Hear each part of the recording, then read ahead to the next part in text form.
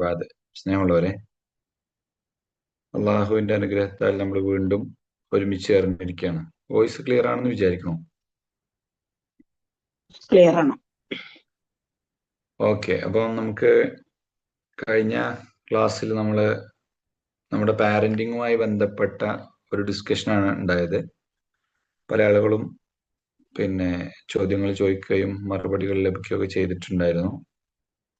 നല്ല അഭിപ്രായങ്ങളാണ് ആ ക്ലാസ്സുമായി ബന്ധപ്പെട്ട് നമുക്ക് കിട്ടിയിട്ടുള്ളത്. അതില് ഒരുപാട് ആളുകളുടെ സഹകരണവും പങ്കാളിത്തവും ഉണ്ടായി. അൽഹംദുലില്ലാഹ്, സന്തോഷകരമായ കാര്യമാണ്. ഇനി നമുക്കിന്ന് നമ്മൾ കഴിഞ്ഞ ക്ലാസ് മാറ്റിവെച്ചത് പൂർത്തിയാക്കേണ്ടതുണ്ട്. നമുക്കിനി വളരെ കുറച്ച് സമയം കൂടിയുള്ളൂ നമ്മുടെ ഈ പാരന്റ്സ് മദ്രസ തീരാനായിട്ട്. കാരണം നമ്മൾ ഒരു വർഷത്തെ സിലബസ് ആണ് പറഞ്ഞിരുന്നത്. കഴിഞ്ഞ ജനുവരിയിലാണ് സ്റ്റാർട്ട് ചെയ്തത്. ഈ ഡിസംബറോട് കൂടി, അടുത്ത ജനുവരി ആകുന്നതോടുകൂടി നമുക്കത് അവസാനിപ്പിക്കുകയും വേണം. അപ്പോ പരമാവധി ആളുകൾ ഇതിന്റെ തുടക്കത്തിൽ ഉണ്ടായിരുന്നത് പോലെ തന്നെ അവസാനം വരെ ഇത് എത്തിക്കാനുള്ള, അതിൽ പങ്കാളികളാവാനുള്ള ഒരു ശ്രമം എല്ലാവരുടെ ഭാഗത്തുനിന്ന് ഉണ്ടാവണമെന്ന് അറിയിക്കണം. ആ ഗ്രൂപ്പുകളിലൊക്കെ ഒരു റിമൈൻഡറും കൂടി ഒന്ന് കൊടുക്കുക. ഒരു ഇൻഡിവിജ്വൽ മെസ്സേജ്, പേഴ്സണൽ മെസ്സേജ് കൊടുക്കാൻ പറ്റുകയാണെങ്കിൽ അങ്ങനെയും ചെയ്യാം. അഡ്മിന്മാരുണ്ടോ ഇതില്? അഡ്മിന്മാര് കയറാറുണ്ടോ ക്ലാസ്സിന്? ബിസ്മില്ല. ശരി, അപ്പൊ നമുക്ക് പറയാനുള്ളത് നമ്മുടെ നമസ്കാരങ്ങളിൽ ഓതൽ സുന്നത്തായ സൂറത്തുകളെ സംബന്ധിച്ചാണ്. നമ്മളൊരു അസൈൻമെന്റ് തന്നിരുന്നു. മാഷാ അല്ലാഹ്, ഒരുപാട് പേര് വളരെ ഭംഗിയായി തന്നെ ആ കാര്യം നിർവഹിച്ചിട്ടുണ്ട്. എന്നാൽ കുറച്ച് ആളുകൾ അത് ചെയ്തിട്ടില്ല. അപ്പോ ചില ആളുകൾ പറഞ്ഞത് അത് കുറച്ച് കടുപ്പമേറിയതായിരുന്നു എന്നാണ്. അങ്ങനെ കടുപ്പമേറിയ ഒരു ടാസ്ക് ആയത് കൊണ്ടാണ് കൂടുതൽ ആളുകൾ പങ്കെടുക്കാത്തത് എന്നാണ്. സാരല്ല, നമ്മളെന്താ വെച്ചാല് നമുക്കത് പങ്കെടുക്കുന്ന ആളുകൾക്ക് അത് മനസ്സിലായിട്ടുണ്ടാവും. അത് വളരെ ഉപകാരപ്രദമായ ഒരു കാര്യമാണ്.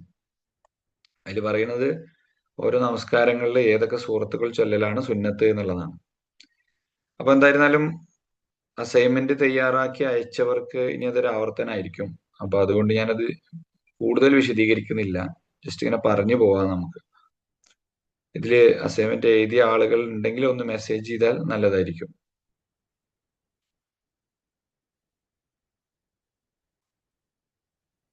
ചാറ്റിൽ പോയിട്ടേ അസൈൻമെന്റ് എഴുതിയ ആളുകളൊന്ന് എസ് കമന്റ് ചെയ്താൽ മതി.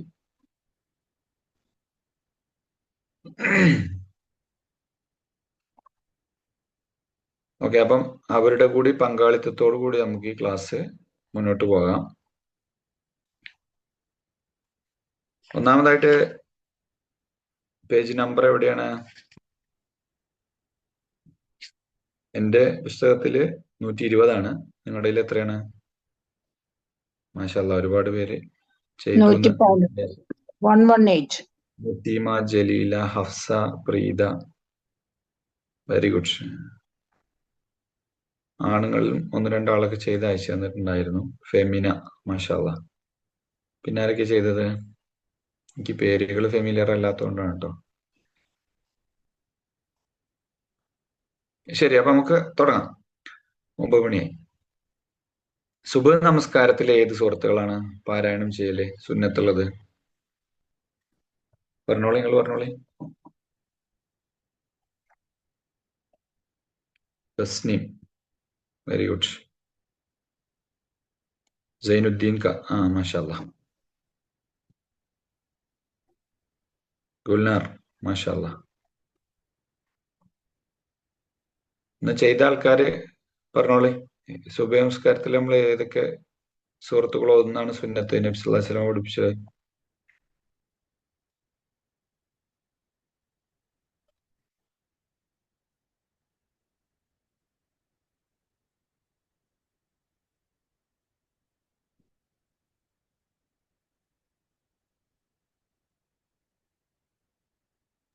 മുഫസ്സൽ സൂറത്തുകൾ ഓതുമായിരുന്നു. മുഫസ്സൽ സൂറത്തുകൾ. മുഫസ്സൽ സൂറത്ത് ഏതാന്നൊക്കെ നമ്മൾ അന്ന് പറഞ്ഞിട്ടുണ്ടായിരുന്നു അല്ലെ കഴിഞ്ഞ ക്ലാസ്സിൽ? സൂറത്ത് കഹ്ഫ് തുടങ്ങിയിട്ട് താഴോട്ടുള്ളൂ. Okay okay. പിന്നെ വാക്യ വാക്യ. പിന്നെ പിന്നെ ഷംസ് കുവിറത്ത്. സൂറത്തു തൂർ, അത് ഹജ്ജത്തുൽ വദാഇന് ഓതിയതാണ് അല്ലേ? സൂറത്തു ഖാഫ്. പിന്നെ മുഫസ്സലിൽപ്പെട്ട ഹ്രസ്വമായ സൂറത്ത് കുവ്വിറത്ത് അല്ലെ, ഇദാ സുൽസിലത്തിൽ അർളു സിൽസാലഹ. യാത്രയിൽ യാത്രയിൽ നബി ചുരുക്കി ഓതുമായിരുന്നു. ഫലക്കും നാസൊക്കെ ഓതിയിട്ടുണ്ട് യാത്രയിൽ അല്ലെ.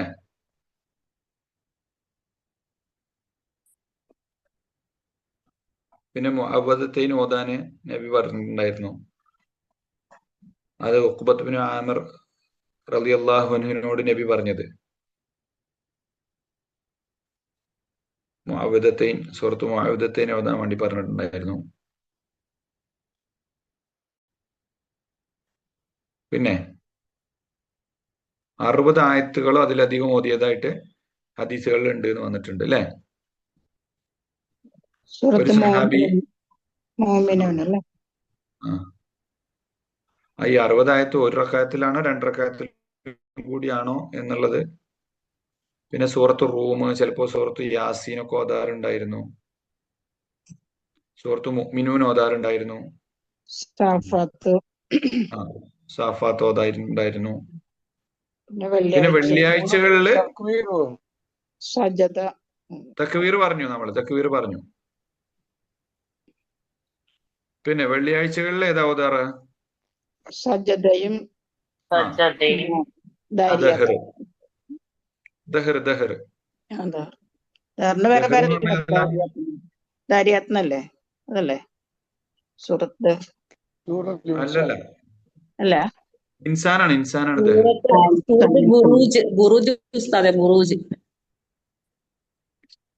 വെള്ളിയാഴ്ചയോ? അല്ല, മറ്റേ അതല്ല, ലോഹറസ്കത്തിനാ. ദഹർ ദഹർ സൂറത്തു ദഹർ ഏതാണ്? ഇൻസാനാണ്. 76ാമത്തെ സൂറത്ത് ഇൻസാനല്ലേ? ദഹറില് സജദ, ബുറൂജ്, ലൈൽ.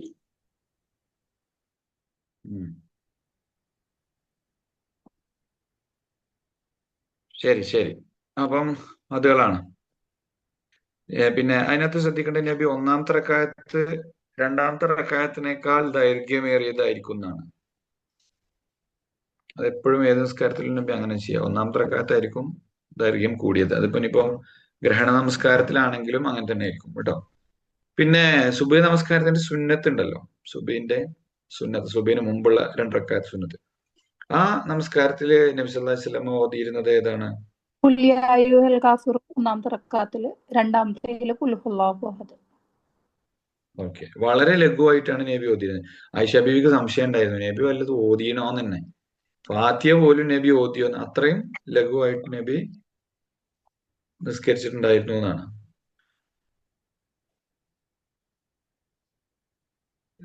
സൂറത്ത് ബഖറയിലെ 136ാമത്തെ ആയത്ത് ചിലപ്പോ രണ്ടാമത്തെ റക്അത്തില് അല്ല ഒന്നാമത്തെ റക്അത്തിൽ ഓതുമായിരുന്നു. രണ്ടാമത്തെ റക്അത്തില് ഫലമ്മ അഹ്സ ഈസാ മിൻഹുമുൽ കുഫർ എന്ന് പറയുന്ന ആയത്ത് സൂറത്ത് ഇമ്രാന്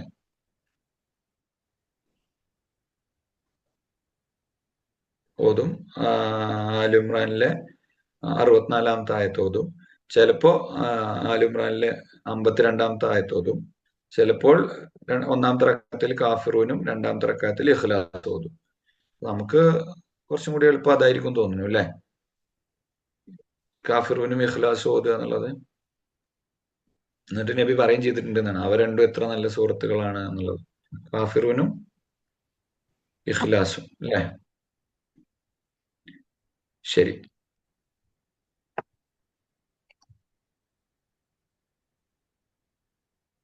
ഒരാള് നമസ്കാരത്തില് തുടർന്ന് വന്ന ഹദീസ് നോക്കുമ്പോൾ ഒന്നാമത്തെ പറഞ്ഞ സുഹൃത്ത് അത് കാഫിറൂന് ഓതുന്നത് കേട്ടു എന്നാണ്. അപ്പൊ നബി പറഞ്ഞു അത്ര, ഇത് എന്റെ തന്റെ രക്ഷിതാവിൽ വിശ്വസിച്ച ഒരു അടിമയാണ്. അതിനുശേഷം രണ്ടാമത് പറഞ്ഞ സൂറത്ത് ഇഖ്ലാസ് ഓതി. അപ്പൊ അവിടുന്ന് പറഞ്ഞു ഇത് തന്റെ രക്ഷിതാവിനെ മനസ്സിലാക്കിയ ഒരു അടിമയാണ്. അപ്പൊ വിശ്വാസവും മനസ്സിലാക്കലും ചെയ്ത ആളുകളാണ് എന്ത് ചെയ്യുന്നത്, ഇഖ്ലാസും കാഫിറൂനും രണ്ടിലും ഒന്നിലുമായിട്ട് ഓതുന്നത് എന്നാണ് പറഞ്ഞതിനർത്ഥം. ശരി, നമുക്ക് മുന്നോട്ട് പോവാം. ഇനി ളുഹർ നമസ്കാരം. ശരി, അപ്പൊ സുബൈന്റെ കാര്യം ക്ലിയർ ആയി എന്ന് വിചാരിക്കുന്നു. സുബൈന്റെ സുന്നത്തും ക്ലിയർ ആയി. ഇനി ളുഹർ നമസ്കാരത്തിലേക്കാണ് പോകുന്നത്. ഏതൊക്കെയാണ് പറഞ്ഞോളൂ. ആദ്യ 2 റക്അത്തുകളിൽ ഫാത്തിഹയും 2 സൂറത്തുകൾ ഓതുമായിരുന്നു. ആദ്യത്തെ 2 റക്അത്തിനേക്കാൾ 2 റക്അത്ത് രണ്ടാമത്തേനേക്കാൾ ദീർഘിപ്പിക്കും. അത് നമ്മൾ പറഞ്ഞു അല്ലെ. ഒന്നാമത്തെ റക്അത്തിന്റെ അത്ര നീളം ദൈർഘ്യം രണ്ടാമത്തേന് ഉണ്ടാവില്ല. അത് നബിന്റെ ഒരു പതിവാണ്. അത് ആവർത്തിക്കേണ്ട കാര്യമില്ല. ചിലപ്പോ ഒരുപാട് ദീർഘിപ്പിക്കും അല്ലെ. എത്രത്തോളം എന്നാൽ ളുഹർ നമസ്കാരം തുടങ്ങിയ ശേഷം ഒരാൾ ബഖീയിലേക്ക് പോയി തന്റെ ആവശ്യം നിർവഹിച്ച് തന്റെ സ്ഥലത്ത് തിരിച്ചെത്തി അംഗശുദ്ധി വരുത്തിയ ശേഷം പള്ളിയിലേക്ക് വന്നാൽ പ്രവാചകൻ ഒന്നാമത്തെ റക്അത്തിൽ തന്നെ ആയിരിക്കും. അത്രക്ക് നീണ്ടതായിരിക്കും അത്. അങ്ങനെ ഹദീസുകൾ വന്നിട്ടുണ്ട് അല്ലെ. 188 മുസ്ലിം ജുസു ഖിറാഅത്തിൽ ബുഖാരി. ബഖീ എന്ന് പറഞ്ഞാല് ബഖീഉൽ ഖർഖദ്. അത്ര ദൂരമൊന്നും ഇല്ല കേട്ടോ. അത് ബഖീ എന്ന് പറയുമ്പോൾ ഒരുപാട് ദൂരാന്ന് വിചാരിക്കണ്ട. ബഖീഉൽ ഖർഖദ് പറഞ്ഞാൽ ജന്നത്തുൽ ബഖീ എന്നൊക്കെ നമ്മൾ പറയാറില്ലേ. എന്താണത്? മഹർഷികളുടെ മന്ദിരമല്ലേ? ഇതല്ലേ ഖബറടക്കം ചെയ്യുന്ന? ബഖീഉൽ ഖർഖദ് പറഞ്ഞാൽ മദീനത്തെ പള്ളിയോട് ചേർന്ന് നിൽക്കുന്ന സത്യവിശ്വാസികളുടെ ഖബറിടാണ്. ഖബറടക്കം. Yes. ഖബറിടം. എല്ലാവരെയും അവിടെയാണ് മറമാടിയിട്ടുള്ളത്. ഈ 3 പേരെ മാത്രമാണ് പള്ളിയോട് ചേർന്ന്, അതായത് റൗദയോട് ചേർന്ന് മറമാടിയിട്ടുള്ളത്. അബൂബക്കർ സിദ്ദീഖ് റളിയല്ലാഹു അൻഹുവിനെയും തൊട്ടടുത്ത് ഉമർ റളിയല്ലാഹു അൻഹുവിനെയും ഉസ്മാൻ റളിയല്ലാഹു അൻഹുവിനെയും. ബാക്കിയുള്ളവരിനെയൊക്കെ എവിടെയാണ്? ഉസ്മാൻ റളിയല്ലാഹു അൻഹുവിനെയാണോ ആയിഷ ബീവിനെയാണോ? കൺഫ്യൂഷൻ. എന്തായാലും 3 ഖബറുള്ളൂ അവിടെ. അല്ല, നബി സോറി നബിനെ അബൂബക്കറിനെയും ഉമറിനെയും മാത്രമേ അവിടെ മറമാടിയിട്ടുള്ളൂ. ബാക്കിയുള്ളവരൊക്കെ ബഖീഉൽ ഖർഖദിലാണ്. അലി അടക്കം ബഖീഉൽ ഖർഖദിലാണ്.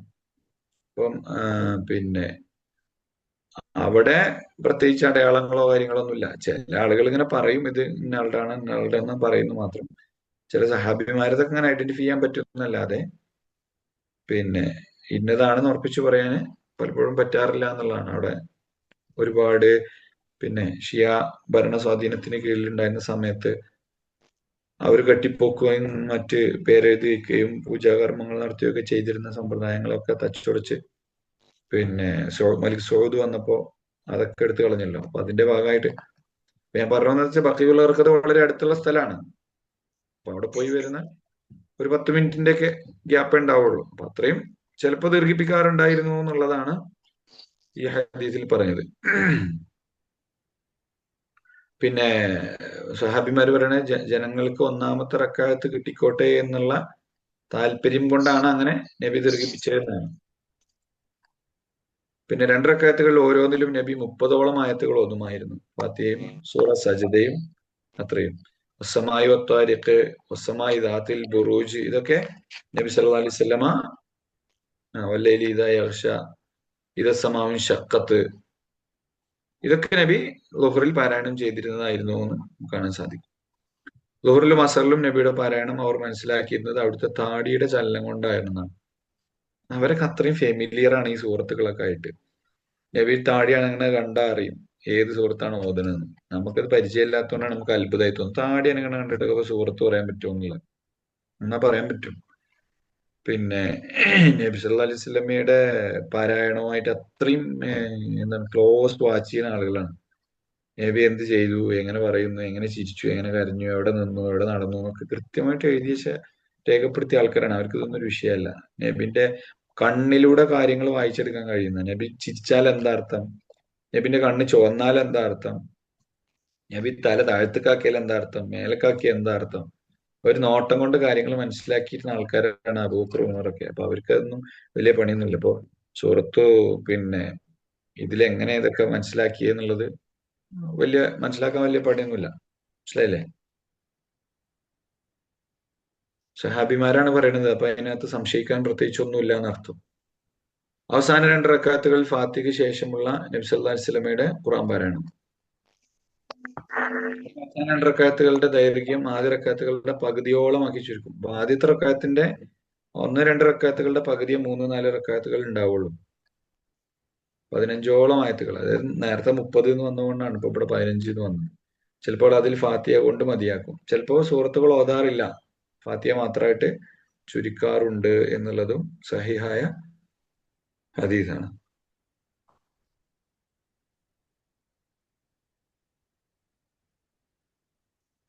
ഇമാം അഹമ്മദ് മുസ്ലിം ഉദ്ധരിച്ച ഹദീസാണ് 15ഓളം ആയത്തുകൾ എന്നുള്ളത്, പകുതിയോളം ആക്കി ചുരുക്കുന്നുള്ളത്. അതിന്റെ ഒരു തഫ്സീർ താഴെ കൊടുത്തിട്ടുണ്ട്. അവസാന 2 റക്അത്തുകളിൽ ഫാത്തിഹയ്ക്ക് പുറമെ സൂറത്തുകൾ ഓതുന്നതിന് ഈ ഹദീസിൽ തെളിവുണ്ട്. ഓതാൻ പാടില്ല എന്ന് പറയാൻ പറ്റില്ല. ഒരു വിഭാഗം സ്വഹാബികൾ ഈ അഭിപ്രായക്കാരാണ്. അക്കൂട്ടത്തിൽപ്പെട്ട ഒരാളാണ് അബൂബക്കർ സിദ്ദീഖ് റളിയല്ലാഹു അൻഹു. ഇത് തന്നെയാണ് ഇമാം ഷാഫിയുടെയും അഭിപ്രായം. അത് ദൂർ നമസ്കാരത്തിലായാലും അല്ലാത്തതിലായാലും സമമാണ്. പിൽക്കാലക്കാരായ നമ്മുടെ പണ്ഡിതന്മാരിൽ നിന്നും ഈ അഭിപ്രായം സ്വീകരിച്ച ഒരു പണ്ഡിതനാണ് അബുൽ ഹസനാത്ത് അൽ ലക്നവി. അദ്ദേഹം തന്റെ അത്തഅലീഖുൽ മുവജ്ജദു അല മുവത്തഇ മുഹമ്മദ് എന്ന് പറയുന്ന പുസ്തകത്തിൽ പറഞ്ഞിട്ടുണ്ട്, നമ്മുടെ കൂട്ടുകാരിൽ ചിലർ അവസാന 2 റക്അത്തുകളിൽ സൂറത്ത് ഓതിപ്പോയാൽ അതിന്റെ പേരിൽ മറവിയുടെ സുജൂദ് ചെയ്യൽ നിർബന്ധമാണ് എന്ന് വളരെ വിചിത്രമായ അഭിപ്രായം വെച്ച് പുലർത്തുന്നവരാണ്. എന്നാൽ അൽ മനിയയുടെ വ്യാഖ്യാതാക്കളായ ഇബ്രാഹിം അൽ ഹലബിയും ഇബ്നു അമീർ ഹാജും മറ്റുള്ളവരും ഈ വാദത്തിന് വളരെ നല്ല രീതിയിലുള്ള മറുപടി പറഞ്ഞിട്ടുണ്ട്. അപ്രകാരം പറഞ്ഞവരുടെ അടുക്കൽ ഈ ഹദീസ് എത്തിയിട്ടില്ല എന്ന കാര്യത്തിൽ സംശയമില്ല. എത്തിയിരുന്നെങ്കിൽ അവരത് പറയുമായിരുന്നില്ല. അതായത് മുൻകാലത്ത് ഈ ഹദീസ് ഒന്നും ക്രോഡീകരിക്കപ്പെട്ടിട്ടില്ലല്ലോ. അപ്പൊ അതിനകത്ത് അവർക്ക് കിട്ടിയ ഹദീസ് എന്ന് പറഞ്ഞാൽ ചിലപ്പോൾ ഫാത്തിഹ കൊണ്ട് മതിയാക്കുന്നുള്ളതായിരിക്കും. അപ്പൊ അതുകൊണ്ട് തന്നെ 3-4 റക്അത്തുകളിൽ ഫാത്തിഹ മാത്രം ഓതിയാൽ മതി, സൂറത്ത് ഓതണ്ട എന്നുള്ള അഭിപ്രായം പല പണ്ഡിതന്മാരും പറഞ്ഞിട്ടുണ്ട്. ഇനി അങ്ങനെ ഓതിയ അതിന് മറവിയുടെ സുജൂദ് ചെയ്യണം എന്ന് വരെ പറഞ്ഞ പണ്ഡിതന്മാരുണ്ട്. പക്ഷെ അതിനെയാണ് ഇമാം ലഖ്നവി എന്ത് ചെയ്യണത്, ഗണ്ണിക്കുന്നത്. അപ്പൊ ആ രീതിയിൽ ഹദീസ് വന്നിട്ടുണ്ട്. ഓതിയാൽ കുഴപ്പമില്ല, ഓതിയില്ലെങ്കിലും കുഴപ്പമില്ല എന്നുള്ളതാണ്. ഓതിയതായിട്ടും പിന്നെ ഓതാത്തതായിട്ടും നബിയിൽ നിന്ന് റിപ്പോർട്ട് വന്നിട്ടുണ്ട്. ക്ലിയർ അല്ലേ? അതെ, എല്ലാ റക്അത്തിലും ഫാത്തിഹ ഓതേണ്ടതിന്റെ അനിവാര്യത.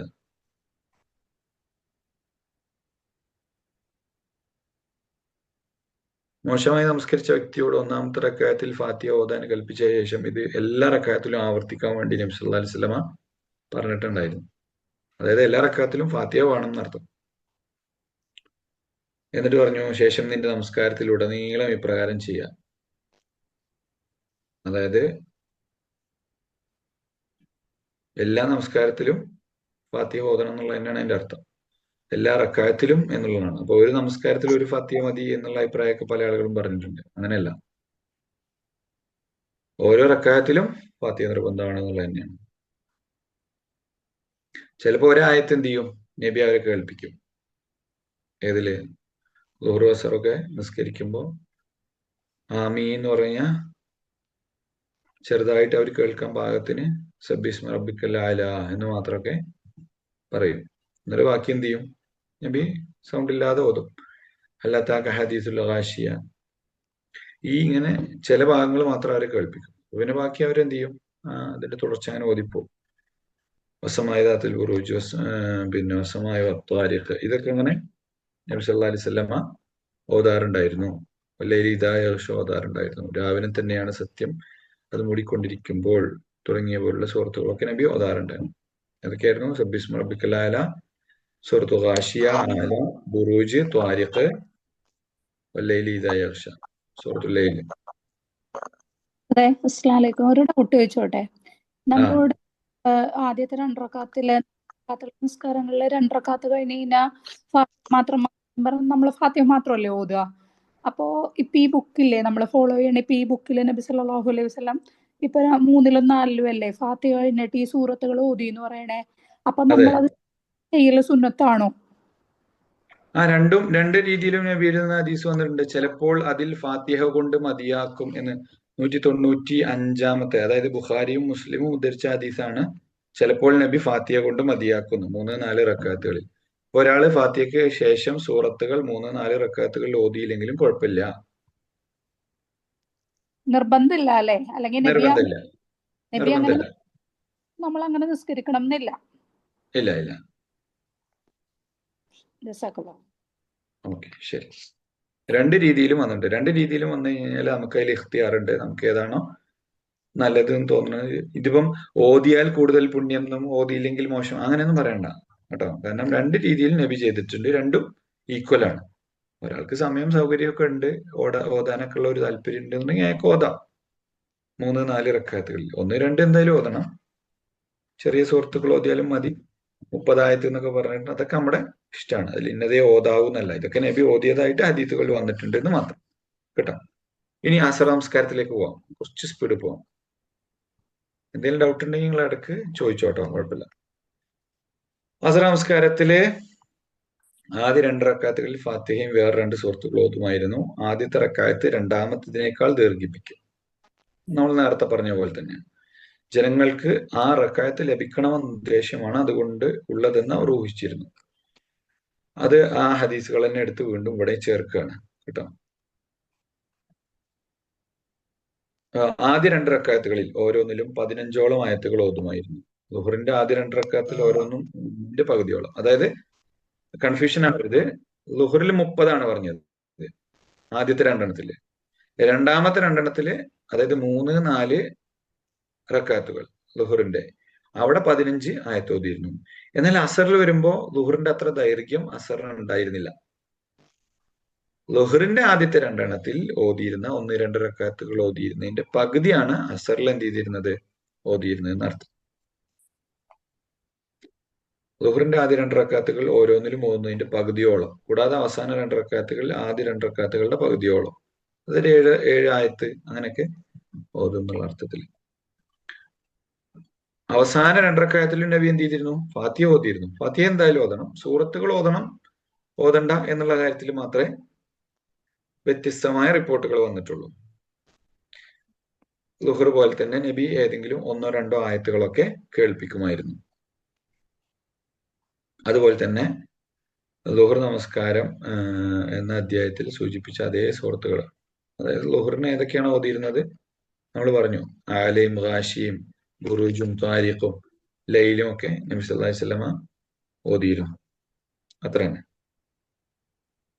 ക്ലിയർ അല്ലേ? ളുഹറിന്റെ കാര്യവും അസറിന്റെ കാര്യവും തമ്മിൽ കൺഫ്യൂഷൻ ഇല്ലല്ലോ. ളുഹറിന്റെ എത്രയാണോ അതിന്റെ നേർപകുതി എന്നർത്ഥം. ഒന്നാമത്തെ പകുതി രണ്ടാമത്തേല്, അങ്ങനെ. സോറി, ആദ്യ 2 പകുതി രണ്ടാമത്തെ 2, അതായത് 1-2 ഓതുന്നതിന്റെ പകുതി 3-4 എന്നർത്ഥം. ക്ലിയർ അല്ലേ?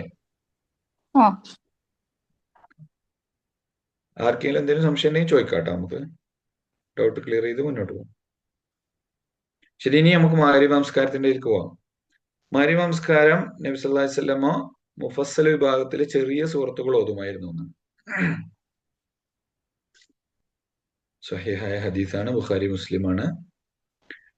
അവിടുത്തോടൊപ്പം നമസ്കരിച്ച് സലാം വീട്ടിക്കഴിഞ്ഞാൽ അവരിലുള്ള ഒരാൾക്ക് പുറത്തുപോയി അമ്പെയ്ത് ചെന്ന് ഇര വീഴുന്ന സ്ഥലം കാണാൻ സാധിക്കുമായിരുന്നു.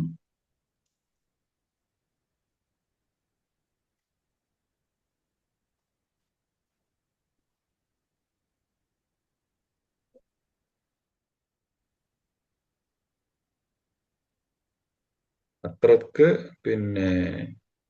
ചെറിയ സുഹൃത്തുക്കൾ നബി ഓതിയിട്ടുണ്ട്. ഇപ്പൊ വത്തീനി വസ്സൈത്തൂനൊക്കെ നബി യാത്രയിൽ മഗ്‌രിബിൽ ഓതിയിട്ടുണ്ട്. എന്നാൽ ചിലപ്പോൾ അവിടുന്ന് നീണ്ടതോ മധ്യനിലവാരത്തിലുള്ളതോ ആയ മുഫസ്സൽ സൂറത്തുകൾ ഓതുമായിരുന്നു. അല്ലദീന കഫറു വസദ്ദു അൻ സബീലില്ലാഹി അദല്ല അമാലുഹും എന്ന് തുടങ്ങുന്ന സൂറത്ത് മുഹമ്മദിലെ 38 അത് ഓതിയിട്ടുണ്ടായിരുന്നു. അതുപോലെ തന്നെ സൂറത്ത് തൂർ അത് ഓതുമായിരുന്നു. മുർസലാത്ത് നബി ഓതിയിട്ടുണ്ട് മഗ്‌രിബില്. അതുപോലെ തന്നെ നീണ്ട സൂറത്തുകളിൽ അറാഫും 2 റക്അത്തുകളിലായി ഓതിയിട്ടുണ്ട്. അൻഫാല് 2 റക്അത്തുകളായി നബി ഓതിയിട്ടുണ്ട്. അതായത് ചുരുക്കിയും നീട്ടിയൊക്കെ ഓതിയിട്ടുണ്ട്. പക്ഷെ അധികവും നബി സല്ലല്ലാഹു അലൈഹി വസല്ലമ ചുരുക്കി മഗ്‌രിബ് നമസ്കരിച്ചു എന്നുള്ള രീതിയിലാണ് റിപ്പോർട്ടുകൾ വന്നിട്ടുള്ളത് കേട്ടോ.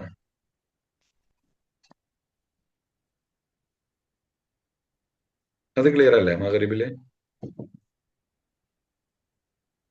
215 2 നീളമുള്ള സൂറത്തുകൾ എന്നതിൽ ഒന്ന് അറാഫ് ആണെന്ന് എല്ലാവരും യോജിച്ചിരിക്കുന്നു. ഏറ്റവും പ്രബലമായ അഭിപ്രായ പ്രകാരം അടുത്തത് അൻആം ആണ്. ഫത്ഹുൽ ബാരിയിൽ പറഞ്ഞ പോലെ അൻആം ആണെന്നോ അൻഫാൽ ആണെന്നോ ഒക്കെ അഭിപ്രായ വ്യത്യാസങ്ങളുണ്ട് കേട്ടോ. ശരി, നമസ്കാരത്തിന്റെ സുന്നത്തിലേക്ക് പോവാനി. സുന്നത്തിൽ നബി സല്ലല്ലാഹു അലൈഹി വസല്ലമ ഖുൽ യാ അയ്യുഹൽ കാഫിറൂൻ ഓതിയിരുന്നു, ഖുൽ ഹുവല്ലാഹു അഹദ് ഓതിയിരുന്നു. ക്ലിയർ അല്ലേ? കാഫിറൂനും അഹദും, കാഫിറൂനും ഇഖ്ലാസും അല്ലേ? ശരി, ഇനി നമുക്ക് ഇശാ നമസ്കാരത്തിലേക്ക് പോവാം. ഇശാ നമസ്കാരത്തിൽ ഏതായിരുന്നു? ഇടത്തരം മുഫസ്സൽ സൂറത്തുകൾ, അതായത് മഗ്‌രിബിനേക്കാൾ കുറച്ചുകൂടി വലിയ സൂറത്തുകളാണ് ഇശായിൽ ഓതിയിരുന്നത്. വശംസി വളുഹാഹ, സൂറത്തു ഷംസ്, ഇൻഷിഖാഖ്, ഇത് സമാഉൻ ഷഖ്ഖത്ത് എന്ന് പറയുന്ന ഇൻഷിഖാഖ്. യാത്രയിലായിരിക്കുമ്പോൾ നബി വത്തീനി വസൈത്തൂൻ ഓതിയിട്ടുണ്ട്. അപ്പൊ യാത്രയിലൊക്കെ നബി ചെറിയ സൂറത്തുകൾ ഓതിയതായിട്ടാണ് നമുക്ക് കാണാൻ സാധിക്കുന്നത്. പിന്നെ മറ്റൊരു കാര്യം ഇവിടെ, പിന്നെ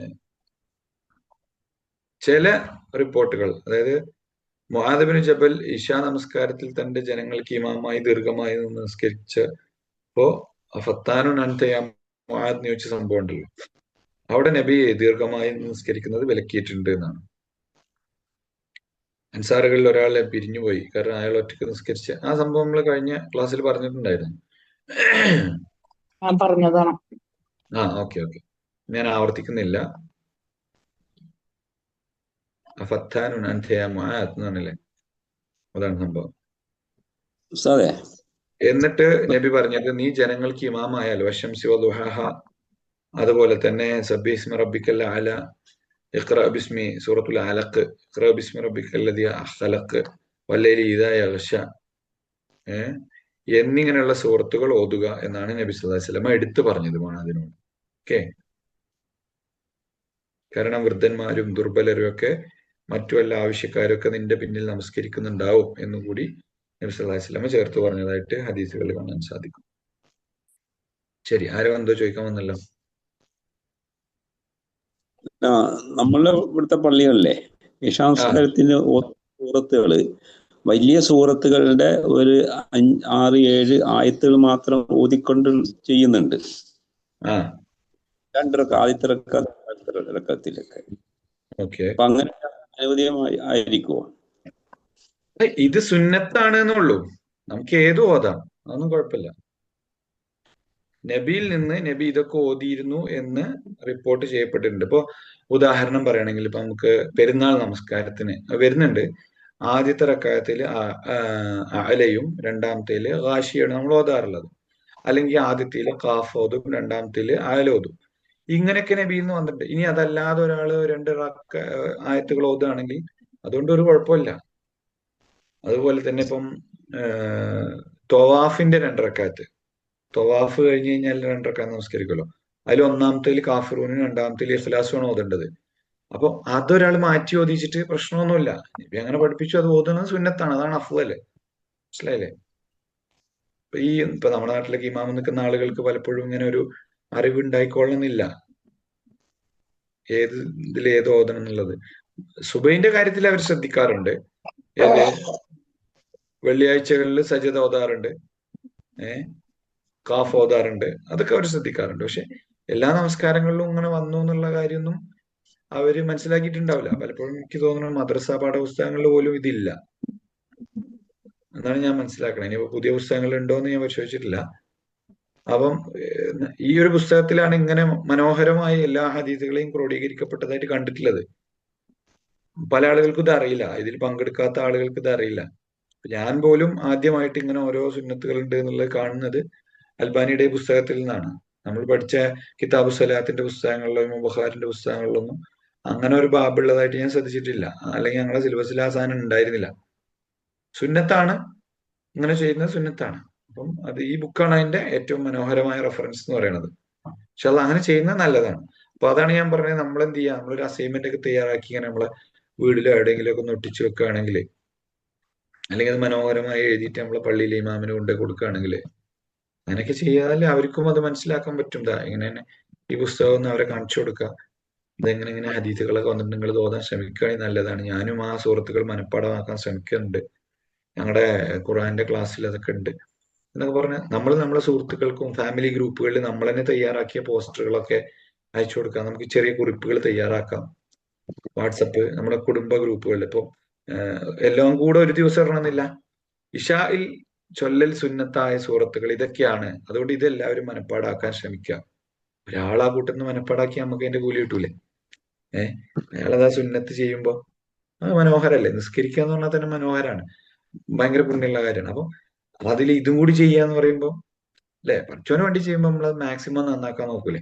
അല്ലെ, ഇപ്പൊ ലഡുവിന്റെ മുകളിൽ നമ്മളൊരു മുന്തിരി വെക്കണ എന്തിനാ എന്ന പോലുള്ളൊരു സാധനമാണ്. ലഡുവിന്റെ മുകളിൽ മുന്തിരി വെച്ചില്ലെങ്കിലും ലഡുവോ അല്ലെ?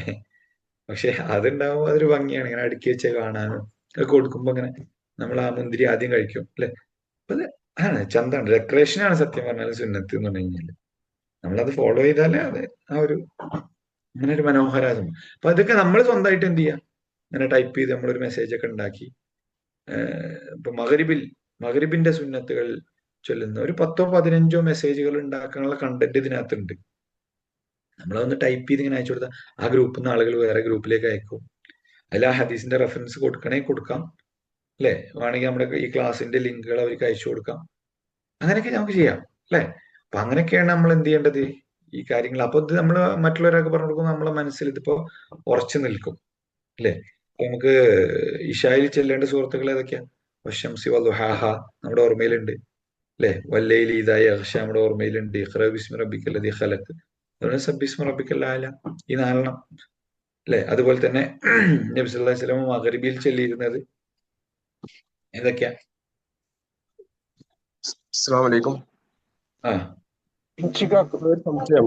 നമ്മളിപ്പോ ളുഹറിന്റെയും അസറിന്റെയും 3-4 റക്അത്തിൽ നമുക്ക് സൂറത്തിനൂടെ സൂറത്ത് ഓതാന്ന് പറയുന്നുണ്ടല്ലോ. ആ അതേപോലെ മഗ്രിബിന്റെ 3-ാമത്തെ റക്അത്തിലും ഇശാഇന്റെ 3-4 റക്അത്തിലും ഇതേപോലെ ഓതാൻ പറ്റുമോ?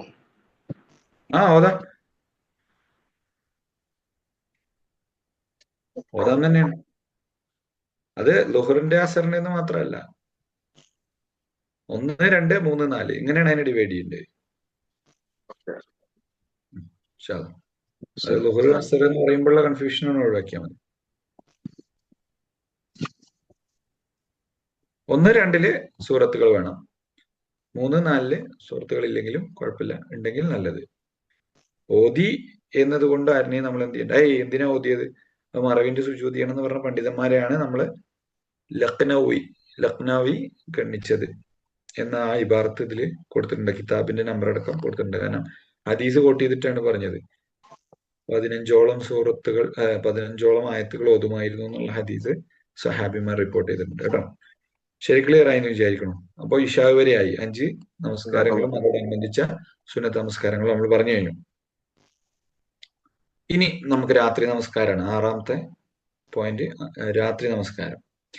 രാത്രി നമസ്കാരത്തിൽ നബി സല്ലല്ലാഹു അലൈഹി വസല്ലമ ദീർഘമായി ഓതുന്നതാണ്. ചിലപ്പോ ചുരുക്കി ഓതും, ചിലപ്പോ വളരെയധികം ദീർഘിപ്പിക്കും. എത്രത്തോളം എന്ന് അബ്ദുല്ലാഹി ഇബ്നു മസ്ഊദിന്റെ ഒരു ഹദീസിൽ നമുക്ക് കാണാൻ സാധിക്കും. രാത്രിയിൽ പ്രവാചകന്റെ കൂടെ നമസ്കരിച്ചുകൊണ്ടിരിക്കുമ്പോൾ എന്റെ മനസ്സിലൊരു മോശമായ വിചാരം ഉണ്ടാകുന്നത് വരെ പ്രവാചകൻ തന്റെ നൃത്തം ദീർഘിപ്പിച്ചുകൊണ്ടേയിരിക്കുന്ന.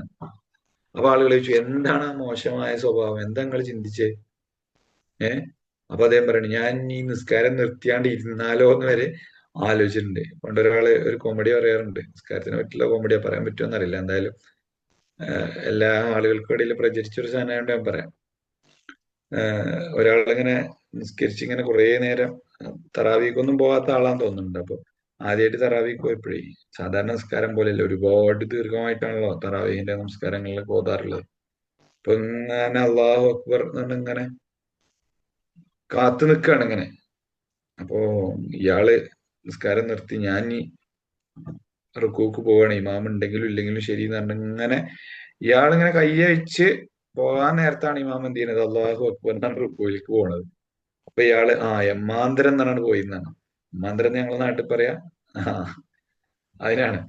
അപ്പൊ അങ്ങനെ ഒരു കോമഡി ഉണ്ട്. എന്ന് അത് അബ്ദുല്ലാഹി ഇബ്നു മസ്ഊദിന്റെ ഹദീസുമായി ബന്ധപ്പെട്ട സംഭവമാണ്. എന്റെ മനസ്സിലൊരു മോശം വിചാരം തോന്നി, നബി അവിടെ നിസ്കരിക്കട്ടെ, ഞാൻ എന്റെ പാട്ടിന് പോവാണ് എന്ന് ചിന്തിക്കുന്ന അത്രയും ദൈർഘ്യത്തിൽ നബി ഖുർആൻ പാരായണം ചെയ്യുമായിരുന്നു. എവിടെ? രാത്രി നമസ്കാരങ്ങൾ കേട്ടോ.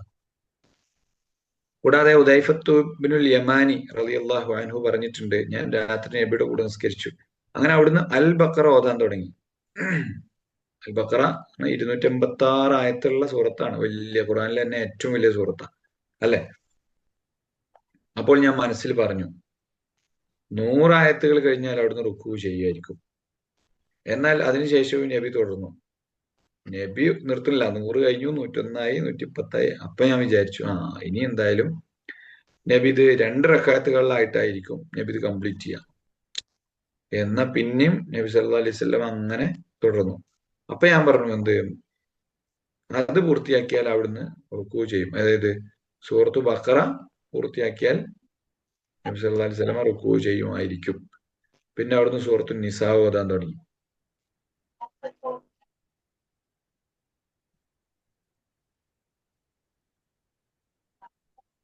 പിന്നെ അവിടുന്ന് എന്തേലും ചോദിച്ചോ? ഇല്ല. നബി ബഖറ ഓതി, നിസാ ഓതി, പിന്നെ ആലു ഇമ്രാൻ തുടങ്ങി. ആലു ഇമ്രാന്റെ മുമ്പ് സൂറത്തു നിസാ എന്ന രൂപത്തിലാണ് ഉദ്ധരിച്ചിരിക്കുന്നത്. അതിനാൽ ഖുർആൻ പാരായണത്തിൽ ഉസ്മാനി മുസഫിലുള്ള സൂറത്തുകളിൽ ക്രമം തെറ്റിക്കുന്നത് അനുവദനീയമാണ് എന്നതിന് തെളിവാണിത്. ഇതിന് സമാനമായിട്ടുള്ള മുമ്പ് വന്നിട്ടുണ്ട്. ശരിക്ക് 1-ാമത്തെ സൂറത്ത് ഫാത്തിഹ, 2-ാമത്തെ സൂറത്ത് ബഖറ, 3-ാമത്തെ സൂറത്ത് ആലു ഇമ്രാൻ, 4-ാമത്തെ സൂറത്താണ് നിസാ. പക്ഷെ ഇവിടെ നബി എന്ത് ചെയ്തു? ആദ്യം ബഖറ ഓതി, അതിനുശേഷം ഏതോതി? നിസാ ഓതി, അതിനുശേഷം ആലു ഇമ്രാൻ ഓതി. 1 ഫാത്തിഹ, അതിനുശേഷം 2 ഓതി ബഖറ, അതിനുശേഷം 3 ആലു ഇമ്രാനാണ്, അത് ഓതാതെ 4 ഓതി, അതിനുശേഷം പിന്നെ തിരിച്ചു വന്ന് ആലു ഇമ്രാൻ ഓതി. ഇങ്ങനെയാണ് ഹദീസിൽ റിപ്പോർട്ട് ചെയ്യപ്പെട്ടിട്ടുള്ളത് കേട്ടോ. അപ്പൊ അതിന് അർത്ഥം എന്താ വെച്ച് കഴിഞ്ഞാല് അത് ഹദീസ് തെറ്റിപ്പോയതല്ല, നബി അങ്ങനെ ചെയ്തു എന്നുള്ളത് തന്നെയാണ് അതിനർത്ഥം. അങ്ങനെ എന്താണ് അതിന്റെ തർത്തീബ്, സൂറത്തുകളുടെ തർത്തീബ് തെറ്റിച്ചു പോകുന്നതുകൊണ്ട് കുഴപ്പമില്ല എന്നർത്ഥം. പക്ഷെ നല്ലതായിട്ട് പണ്ഡിതന്മാർ പറഞ്ഞിട്ടുള്ളത് മേലത്തെ സൂറത്ത് ആദ്യം ഓതുക, അതിനുശേഷം താഴത്തെ സൂറത്ത് ഓതുക എന്നുള്ളതാണ്. ഒന്നിച്ചൊക്കെ ഓതുമ്പോ തെറ്റിച്ച് ഓതുന്നതുകൊണ്ട് കുഴപ്പമില്ല എന്നും ഈ ഹദീസിന്റെ അടിസ്ഥാനത്തിൽ വന്നിട്ടുണ്ട്. ക്ലിയർ ആയി എന്ന് വിചാരിക്കണം.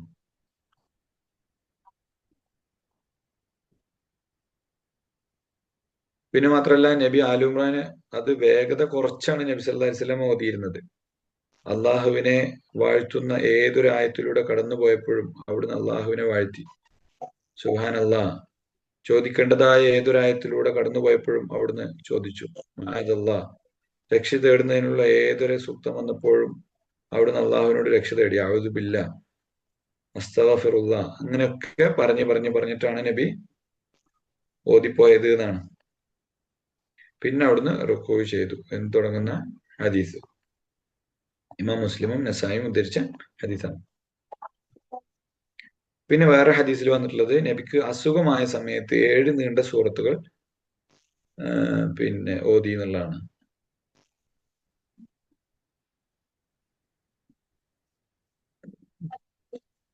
നമ്മൾ 7 നീണ്ട സൂറത്തുകൾ നമുക്കറിയാലേ. ആദ്യത്തെ 7 സൂറത്തുകളാണ് തിവാലി, ബഖറ, ആലു ഇമ്രാൻ, നിസാ, മാഇദ, അൻആം, അറാഫ്, തൗബ എന്നിവയാണ് ആ 7 സൂറത്തുകൾ.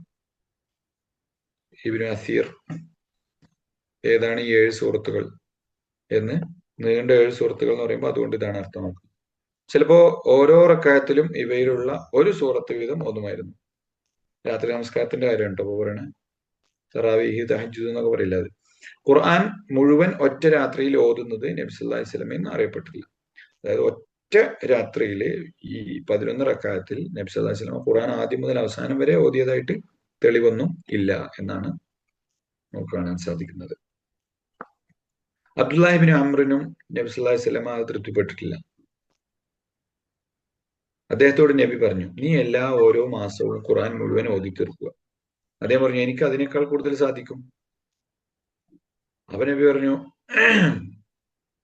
എന്നാൽ 20 രാത്രികളിലായി ഓതുക. ഒരു മാസം കൊണ്ട് തീർത്താൽ മതി ഖുർആൻ, അത്ര സമയം എടുത്തോ. അപ്പൊ അബ്ദുല്ലാഹി ഇബ്നു അംർ പറഞ്ഞാൽ എനിക്ക് അതിനേക്കാൾ കൂടുതൽ എനിക്ക് കപ്പാസിറ്റി ഉണ്ട്, ഞാൻ കുറച്ചും കൂടെയൊക്കെ ദീർഘമായി ഓതാൻ ഉദ്ദേശിക്കുന്നു. എന്നാൽ 20 രാത്രി എടുത്തോ. അദ്ദേഹം പറഞ്ഞു, എനിക്ക് അതിനേക്കാൾ കൂടുതൽ സാധിക്കും. അപ്പൊ നബി പറഞ്ഞു, എന്നാൽ 7 ദിവസങ്ങളായി ഓതി തീർക്കും, അതിലധികരിപ്പിക്കണം, അതിൽ കുറക്കണ്ടെന്നർത്ഥം. അതായത് മാക്സിമം ഒരു ഖുർആൻ ഓതി തീർക്കേണ്ട നമസ്കാരങ്ങളുടെ ദിവസങ്ങൾ എന്ന് പറഞ്ഞാൽ 7 ദിവസത്തെ നമസ്കാരങ്ങൾ ഓതി തീർത്താൽ മതി. പിന്നീട് 5 ദിവസങ്ങളിലായി ഓതാനുള്ള ഇളവ് നൽകി. വീണ്ടും 3 ദിവസങ്ങളായി ഓതാനുള്ള ഇളവ് നൽകി. അതിനേക്കാൾ കുറഞ്ഞ സമയത്തിനുള്ളിൽ ഓതി തീർക്കുന്ന അവിടുന്ന് വിരോധിച്ചു. അങ്ങനെ കാണാൻ സാധിക്കും.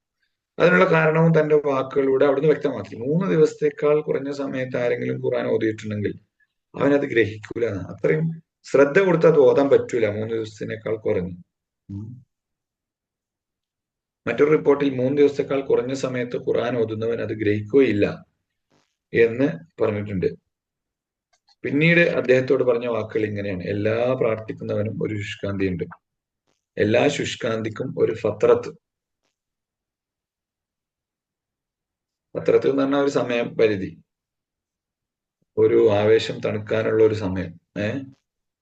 നമുക്കൊരു ആവേശം വരുമ്പോ അങ്ങോട്ട് കയറി ഓതുമല്ലോ നമ്മള്, നിസ്കാരവും കാര്യങ്ങളൊക്കെ. എല്ലാ പ്രാർത്ഥനക്കും ഒരു ശുഷ്കാന്തി ഉണ്ട്. എല്ലാ പ്രാർത്ഥിക്കുന്നവനും ഒരു ശുഷ്കാന്തി ഉണ്ട്. ഓരോ ശുഷ്കാന്തിക്കും എന്തുണ്ട്? ഒരു പത്രത്തിന്റെ ഒരു സമയമുണ്ട്.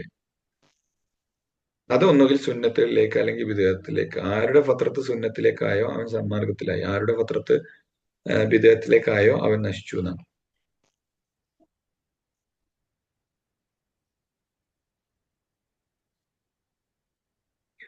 അത് ക്ലിയർ ആയി തോന്നുന്നു അല്ലെ? പത്രത്തിന്റെ വിഷയത്തില് ആവേശമൊക്കെ നല്ലതാണ്, പക്ഷെ ആവേശത്തിൽ പോയിട്ട് എന്ത് ചെയ്യരുത്? വിദേഹത്ത് ചെയ്യരുത്.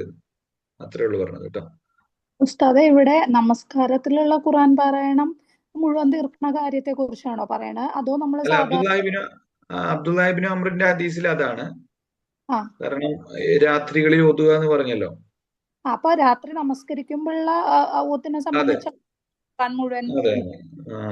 പക്ഷെ താഴെ വന്ന ഹദീസുകളിൽ 3 ദിവസത്തിൽ കൂടുതൽ ഓതിയാൻ ഗ്രഹിക്കൂല എന്ന് പറഞ്ഞത് ഖുർആൻ പാരായണത്തെ കുറിച്ചാണ്. ഖുർആൻ ഓതുമ്പോഴും അങ്ങനെ തന്നെയാണ് സ്വീകരിക്കേണ്ടത് ആ നിലപാട് എന്നാണ് അതിന്റെ വ്യാഖ്യാനങ്ങൾ വന്നിട്ടുള്ളത്.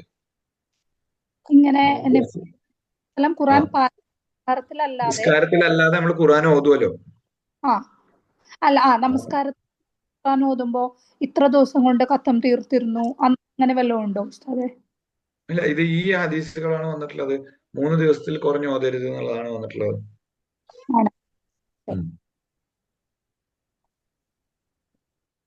അതാണ് 3 ദിവസത്തേക്കാൾ കുറഞ്ഞ സമയത്ത് നബി അത് ഓതി തീർത്തിട്ടില്ല. കാരണം അങ്ങനെ സ്പീഡിൽ ഓതി പോയി കഴിഞ്ഞാൽ ആർക്കൊന്നും മനസ്സിലാക്കാൻ കഴിയൂല, അത് ഗ്രഹിക്കുകയില്ല എന്ന് പറഞ്ഞാൽ അതാണ്. അവനത് മനസ്സിലാവില്ല, എന്തായി പറയണത് ഓതുന്ന ആൾക്കും മനസ്സിലാവില്ല, കേൾക്കുന്ന ആൾക്കും മനസ്സിലാവില്ല. അങ്ങനെ എന്താ പറയാ, അങ്ങനെ ട്രെയിൻ പോണ പോലെ ഓതി തീർത്തിട്ട് കാര്യമില്ലല്ലോ. ഖുർആൻ എന്ന് പറഞ്ഞാൽ അത് വായിച്ച് മനസ്സിലാക്കേണ്ട സാധനമല്ലേ. ആ അർത്ഥത്തിലാണ് അങ്ങനെ പറഞ്ഞത് കേട്ടോ. കൂടാതെ 200 വചനങ്ങൾ ഓതിക്കൊണ്ട് നമസ്കരിക്കുന്നവനെ നിഷ്കളങ്കരായ ഭക്തന്മാരുടെ കൂട്ടത്തിൽ ഉൾപ്പെടുത്തുമെന്ന് നബി പറയുമായിരുന്നു. 200 ആയത്ത് ഓതിക്കൊണ്ട് നിസ്കരിക്കുന്നവനെ മുഖലിസായ മുത്തഖിയായ ആളുകളുടെ കൂട്ടത്തിൽ ഉൾപ്പെടുത്തുന്നതാണ് നബി പറഞ്ഞിട്ടുള്ളത്. നബി എല്ലാ രാത്രിയിലും സൂറത്ത് ബനി ഇസ്രായേൽ 17ാമത്തെ സൂറത്ത് ഇസ്രാ, അതുപോലെ തന്നെ സൂറത്തു സുമർ 39ാമത്തെ സൂറത്ത് ഓതുമായിരുന്നു. കൂടാതെ ഒറ്റ രാത്രിയിൽ 100 വചനങ്ങൾ ഓതിക്കൊണ്ട് നമസ്കരിക്കുന്നവൻ ഒരിക്കലും അശ്രദ്ധരുടെ കൂട്ടത്തിൽ എഴുതപ്പെടുകയില്ല. ഗാഫിലീൻ എന്ന് പറഞ്ഞില്ലേ, ഗാഫിലീൻ അശ്രദ്ധരായവർ, അങ്ങനത്തെ ആളുകളുടെ ഒരു ലിസ്റ്റ് ഉണ്ട്. ആ ലിസ്റ്റിൽ നിന്ന് രക്ഷപ്പെടാനുള്ള മാർഗം 100 ആയത്തുകൾ ഒരു ദിവസം ഓതുക എന്നുള്ളതാണ്. ഒരു റക്അത്തിലല്ല, ഒരു ദിവസം 100 ആയത്ത് ഓതുക നമസ്കരിക്കുമ്പോൾ കേട്ടോ, രാത്രി നമസ്കാരത്തിൽ. അവിടുന്ന് ചിലപ്പോ 50ഓ അതിലധികമോ ആയത്തുകൾ ഓരോ റക്അത്തിലും ഓതുമായിരുന്നു. ചിലപ്പോ അവിടുന്ന് യാ യുഹൽ മുസമ്മിൽ എന്ന സൂറത്തിനോളം ഓതുമായിരുന്നു. അതൊരളവ് പറഞ്ഞതാ. അവിടുന്ന് രാത്രി മുഴുവൻ നമസ്കരിക്കാറുണ്ടായിരുന്നില്ല. അപൂർവം ചില സന്ദർഭങ്ങളിലൊഴികെ രാത്രി ആദ്യം മുതൽ അവസാനം വരെ, ഇശാ മുതൽ സുബഹി വരെ നബി നമസ്കരിക്കാറുണ്ടായിരുന്നില്ല എന്നാണ് പറഞ്ഞത്. ഒരിക്കൽ ബദർ യുദ്ധത്തിൽ പങ്കെടുത്ത അബ്ദുല്ലാഹിബ്നു ഖബ്ബാബിനുൽ അറത്ത് നബിയോടൊപ്പം ഒരു രാത്രി മുഴുവൻ പ്രഭാതമാകുവോളും, മറ്റൊരു റിപ്പോർട്ടിൽ അവിടുന്ന് മുഴുനീളം നമസ്കരിച്ച് ഒരു രാത്രിയിൽ താമസിച്ചു. അതായത് ഖബ്ബാബിന് അറത്ത് നബിയുടെ കൂടെ ബദറിന്റെ ദിവസത്തിൽ താമസിച്ചപ്പോ നബി ഒരു രാത്രിയിൽ അവിടെ നമസ്കരിച്ചു കഴിഞ്ഞപ്പോൾ ഖബ്ബാബ് ചോദിച്ചു, അള്ളാഹുവിന്റെ ദൂതരെ, എന്റെ മാതാപിതാക്കൾ നിങ്ങൾക്ക് ബലിയായിരിക്കട്ടെ, ഞാൻ ഇതുവരെ കണ്ടിട്ടില്ലാത്ത രീതിയിലുള്ള നമസ്കാരമാണല്ലോ ഈ രാത്രിയിൽ അങ്ങ് നമസ്കരിച്ചത്. അവിടെ പറഞ്ഞു, അതെ, ഇത് പ്രത്യാശയുടെയും ഭയത്തിന്റെയും നമസ്കാരമാണെന്നാണ്. വാസ്തവത്തിൽ ഞാൻ എൻ്റെ രക്ഷിതാവിനോട് 3 കാര്യങ്ങൾ ചോദിച്ചു. 2 കാര്യങ്ങൾ അവൻ എനിക്ക് നൽകുകയും 1 തടയുകയും ചെയ്തു. ഞങ്ങളുടെ മുമ്പുള്ള ജനതയെ നശിപ്പിച്ച രീതിയിൽ ഞങ്ങളെ നശിപ്പിക്കരുതെന്ന് മറ്റൊരു റിപ്പോർട്ടിൽ എന്റെ സമുദായത്തെ വരൾച്ച മുഖേന നശിപ്പിക്കരുതേ എന്ന് പ്രാർത്ഥിച്ചപ്പോ അത് അള്ളാഹു എനിക്ക് സമ്മതിച്ചു തന്നു. അതായത് ആ നമസ്കാരത്തില് ബദറിന്റെ രാത്രിയിൽ ഖബ്ബാബിൻ അറത്തിന്റെ കൂടെ നബി ഒരു ദിവസം ഉണ്ടായിരുന്നു. അപ്പൊ അന്ന് ദീർഘമായി നിന്ന് നബി നിസ്കരിച്ച സംഭവം ഖബ്ബാബിൻ അറത്ത് നമുക്ക് പറഞ്ഞു തരാണ്. അപ്പൊ ആ നമസ്കാരം കഴിഞ്ഞപ്പോ ഖബ്ബാബ് ചോദിച്ചു, അല്ല റസൂൽ, നിങ്ങൾ ഇങ്ങനെ നിസ്കരിക്കണേ ഞാൻ എന്റെ ജീവിതത്തിൽ കണ്ടിട്ടില്ലല്ലോ, എന്ത് നിസ്കാരമാണിത്, ഇത്രയും ദീർഘമായി നിങ്ങൾ നിസ്കരിക്കാറില്ലല്ലോ. അപ്പോ ഖബ്ബാബിനോട് പറഞ്ഞാണ്, ഇത് ഭയത്തിന്റെയും പ്രത്യാശയുടെ നിസ്കാരമാണ്. കാരണം ബദറാണ്. ഈ ബദറിൽ തോറ്റാ പിന്നെ കഴിഞ്ഞു, പിന്നെ മുസ്ലിം സമൂഹം അള്ളാന്റെ വിധി അങ്ങനെയാണെങ്കിൽ പിന്നെ ഉണ്ടാവില്ല, അല്ലെ? അത്രയും നിർണായകമായ ഒരു ഘട്ടമാണ് ബദറിന്റെ ഘട്ടം. അവിടെ നബി ചോദിച്ചു വാങ്ങിയതാണ്, പ്രാർത്ഥിച്ചു വാങ്ങിയതാണ്, വെറുതെ അങ്ങോട്ട് കിട്ടിയൊന്നുമല്ല. അപ്പൊ ആ ഒരു സമയത്ത് നബി അങ്ങനെ നിസ്കരിച്ചിട്ടുണ്ട് എന്ന് ഖബ്ബാബ് പറയാണ്. അപ്പൊ അതില് നബി ഖബ്ബാബിനോട് ഇങ്ങനെ ചോദിച്ചപ്പോ പറഞ്ഞ മറുപടിയാണ്, ഖബ്ബാബെ, ഞാൻ അള്ളഹാനോട് പിന്നെ 3 കാര്യങ്ങൾ ചോദിച്ചു. അതിൽ ഒന്നാമത്തെ എന്താ വെച്ചാല്, എന്റെ സമുദായത്തെ ഒരിക്കലും ഭീകരമായ ശിക്ഷ കൊണ്ട് നശിപ്പിക്കരുതേ എന്ന്. അങ്ങനെയാണ് മുഹമ്മദ് നബി സല്ലല്ലാഹു അലൈഹി വസല്ലമയുടെ സമൂഹത്തിന്, മുൻകാല പ്രവാചകന്മാരുടെ സമൂഹത്തിന് വന്നതുപോലെ അപകടം വരൂല എന്നാണ്. ഇപ്പൊ വെള്ളപ്പൊക്കം മൂലം നശിപ്പിക്കപ്പെട്ട ആളുകളുണ്ട്, തീ കൊണ്ട് നശിപ്പിക്കപ്പെട്ട ആളുകളുണ്ട്, ഭൂമി കീഴ്മേൽ മറിക്കപ്പെട്ട് നശിപ്പിക്കപ്പെട്ട ആളുകളുണ്ട്. ഇങ്ങനെയൊക്കെ പല ജനവിഭാഗങ്ങൾക്ക് ഘോര ശബ്ദം കൊണ്ട്, ആ ശബ്ദം എന്ന് പറഞ്ഞാൽ കേൾക്കാൻ പറ്റാത്ത ആജാതി ശബ്ദം വന്ന ആളുകൾ മരിച്ചു വീഴുന്ന രീതിയിലുള്ള ശബ്ദം, കാറ്റ് കൊണ്ട് നശിപ്പിക്കപ്പെട്ട ജനതകളും അനുഗ്രഹങ്ങളും ഒക്കെ ഉണ്ട്. അപ്പൊ അവർക്ക് വന്നതുപോലെ ഒരു സമൂഹത്തെ മുഴുവൻ നശിപ്പിക്കുന്ന രീതിയിലുള്ള പ്രശ്നങ്ങൾ ആർക്കും വരില്ല, മുഹമ്മദ് നബിന്റെ ഉമ്മത്തിന് വരൂല എന്നാണ്. അത് വിശ്വാസികളും വിശ്വാസികളല്ലാത്ത ആളുകളൊക്കെ ഉണ്ട് കേട്ടോ. ഏത് വബാവ് വന്നാലും ആളുകൾ ബാക്കിയാവും, പിന്നെ ഈ സമൂഹം ഉയർത്തെഴുന്നേൽപ്പിക്കും. നമ്മള്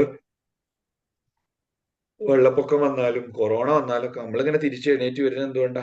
നബിന്റെ പ്രാർത്ഥനയാണ്. അവിടെ ഞാൻ പ്രാർത്ഥിച്ചാണ്, ഒന്നിച്ചെന്റെ കൗമിനെ നീ എന്ത് ചെയ്ത് പരീക്ഷണങ്ങൾ കൊണ്ട് നശിപ്പിക്കരുത് എന്ന്, വരൾച്ച മുഖേന നശിപ്പിക്കരുത് എന്ന് പറയാറുണ്ട്. ഇപ്പൊ ഒരു 6 കൊല്ലം മുമ്പൊക്കെ ഉണ്ടായിരുന്ന ഏറ്റവും വലിയ ചർച്ച എന്ന് വെച്ചാൽ വരൾച്ചയെ കുറിച്ചുള്ള ചർച്ചയായിരുന്നു. വെള്ളമില്ലാതെ നമ്മൾ എങ്ങനെ ജീവിക്കും എന്നൊക്കെ ചോദിച്ചിട്ട്. ഇപ്പൊ വെള്ളം ഇഷ്ടം പോലെ ഉണ്ട്. പ്രളയങ്ങളുടെ ചർച്ചയാണ് നമ്മൾ നടത്തുന്നത്. പഠിച്ചവന്റെ ഒരു സെറ്റിങ്സ് അങ്ങനെയാണ്. നബിക്ക് കൊടുത്ത ഒരു വാഗ്ദാനാണ് അത്. മുഹമ്മദ് നബിയുടെ ഉമ്മത്തിനെ ഒന്നാകെ അള്ളാഹു സുബ്ഹാനഹു വ തആല നശിപ്പിക്കുകയില്ല, ശിക്ഷ കൊണ്ട് നശിപ്പിക്കുകയില്ല എന്ന് നബി ചോദിച്ചതാണ്. അപ്പൊ നബി അള്ളാഹു സമ്മതിച്ചു. ഞങ്ങളല്ലാത്തവരിൽ നിന്നുള്ള ശത്രുക്കൾക്ക് ഞങ്ങളുടെ മേൽ വിജയം നൽകരുതേ എന്ന് നബി പ്രാർത്ഥിച്ചു. അതും അള്ളാഹു സമ്മതിച്ചു. മുസ്ലിം ഉമ്മത്തിനെ തോൽപ്പിക്കാനും ആക്രമിക്കാനും കീഴ്പ്പെടുത്താനും ഒക്കെ എന്തെല്ലാം ശ്രമങ്ങളാണ് നടക്കുന്നത്. പക്ഷെ ഒന്നും അങ്ങോട്ട് വിജയത്തിലെത്തണില്ല. എന്തെല്ലാം പയറ്റി നോക്കിയിട്ടും ഈ ഉമ്മത്ത് ഇവിടെ ബാക്കിയാവണം, ഉമ്മത്തിലേക്ക് കടന്നു വരുന്ന ആളുകൾ ബാക്കിയാവണം, മതം പഠിക്കുന്ന ആളുകൾ ബാക്കിയാവണം, മതം അനുഷ്ഠിക്കുന്ന ആളുകൾ ബാക്കിയാവണം, മതം ആചരിക്കുന്നത് അത് അഭിമാനമായി കരുതുകയും ചെയ്യുന്ന മക്കളെ ആ രീതിക്ക് വളർത്തണം എന്ന് ആഗ്രഹിക്കുന്ന ആളുകൾ ബാക്കിയാവുകയാണ്. അതാണ് ഇസ്ലാമിന്റെ വിജയം എന്നാണ്. അത് നമ്മളെ പവറോ പത്രാസോ അല്ല, അത് അള്ളാന്റെ റസൂല് വാങ്ങി തന്നതാണ്, ചോദിച്ചു വാങ്ങി തന്നതാണ്. മനസ്സിലായില്ലേ? 1 ശിക്ഷ, 2 മറ്റുള്ള ആളുകൾക്ക് നമ്മുടെ മേൽ നമ്മളെങ്ങനെ ഇങ്ങനെ നിരത്തി പോകാനുള്ള ഒരു അവസരം അള്ളാഹു സുബ്ഹാനഹു വ തആല കൊടുക്കില്ല എന്നാണ്. പിന്നെ 3-മതായി എന്താണ് നബി പ്രാർത്ഥിച്ചത്? കക്ഷി മാത്സര്യത്തിന്റെ കുഴപ്പം കൊണ്ട് ഞങ്ങളെ പൊതിയരുതേ എന്ന് പ്രാർത്ഥിച്ചപ്പോ അതെനിക്ക് തടഞ്ഞു എന്നാണ്. അത് ഞങ്ങൾ തമ്മിലുള്ള പിന്നെ പ്രശ്നം ഉണ്ടല്ലോ, അതിന്റെ ഫിത്നകൾ ഞങ്ങൾക്ക് ഉണ്ടാക്കരുതേ എന്ന് നബി പ്രാർത്ഥിച്ചു എന്നാണ്. ഞങ്ങൾ തമ്മിലുള്ള പ്രശ്നങ്ങൾ, മുസ്ലിങ്ങൾക്കിടയിലുള്ള കക്ഷി താല്പര്യം, അതിന്റെ കുഴപ്പം കൊണ്ട് ഞങ്ങൾക്ക് ഫിത്ന ഉണ്ടാക്കരുതേ പഠിച്ചോനെ എന്ന് പറഞ്ഞപ്പോ അത് ഇല്ല, അത് നിങ്ങൾ തന്നെ നോക്കണം. ഈ 2 പുറത്തുനിന്നുള്ള കാര്യം ഞാൻ നോക്കാം, പ്രകൃതിയുടെയോ അല്ലെങ്കിൽ പഠിച്ചോന്റെ ശിക്ഷയുടെയോ കാര്യം ഞാൻ നോക്കാം, പക്ഷെ നിങ്ങൾ തമ്മിൽ നിങ്ങൾ തന്നെ നോക്കണം എന്നാണ് അള്ളാഹു സുബ്ഹാനഹു വ തആല പറഞ്ഞത്. എന്ത് രസകരമായ സംഭാഷണമാണ് നബിയും പഠിച്ചോനൊക്കെ തമ്മിൽ നടത്തുന്നത്, അല്ലെ? ഖലീലുല്ലാഹി എന്ന വിശേഷണത്തിന് അർഹനാണ് പ്രവാചകൻ. ഇബ്രാഹിം നബിക്ക് പുറമെ എന്നെ പഠിച്ചോൻ അവന്റെ ചങ്ങാതിയാക്കിയിട്ടുണ്ട് എന്ന് പറഞ്ഞില്ലേ? അതാണ് 3 കാര്യം ചോദിച്ചു, 2 മതി കേട്ടോ, ബാക്കിയുള്ളത് നിങ്ങൾ തന്നെ നോക്കിക്കോളി എന്ന് പറയുന്ന പഠിച്ച റബ്ബിന്റെ മനോഹരമായ ഒരു പദ്ധതിയെ കുറിച്ചാണ് റസൂൽ അവിടെ നമുക്ക് പറഞ്ഞിരുന്നത്, അല്ലെ?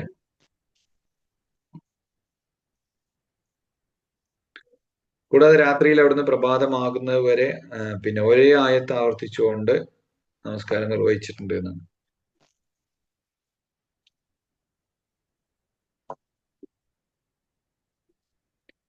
ഇൻ തുഅദിബുഹും ഫഇന്നഹും ഇബാദുക വഇൻ തഗ്ഫിർ ലഹും ഫഇന്നക അൻതൽ അസീസുൽ ഹകീം, സൂറത്ത് മാഇദയിലെ.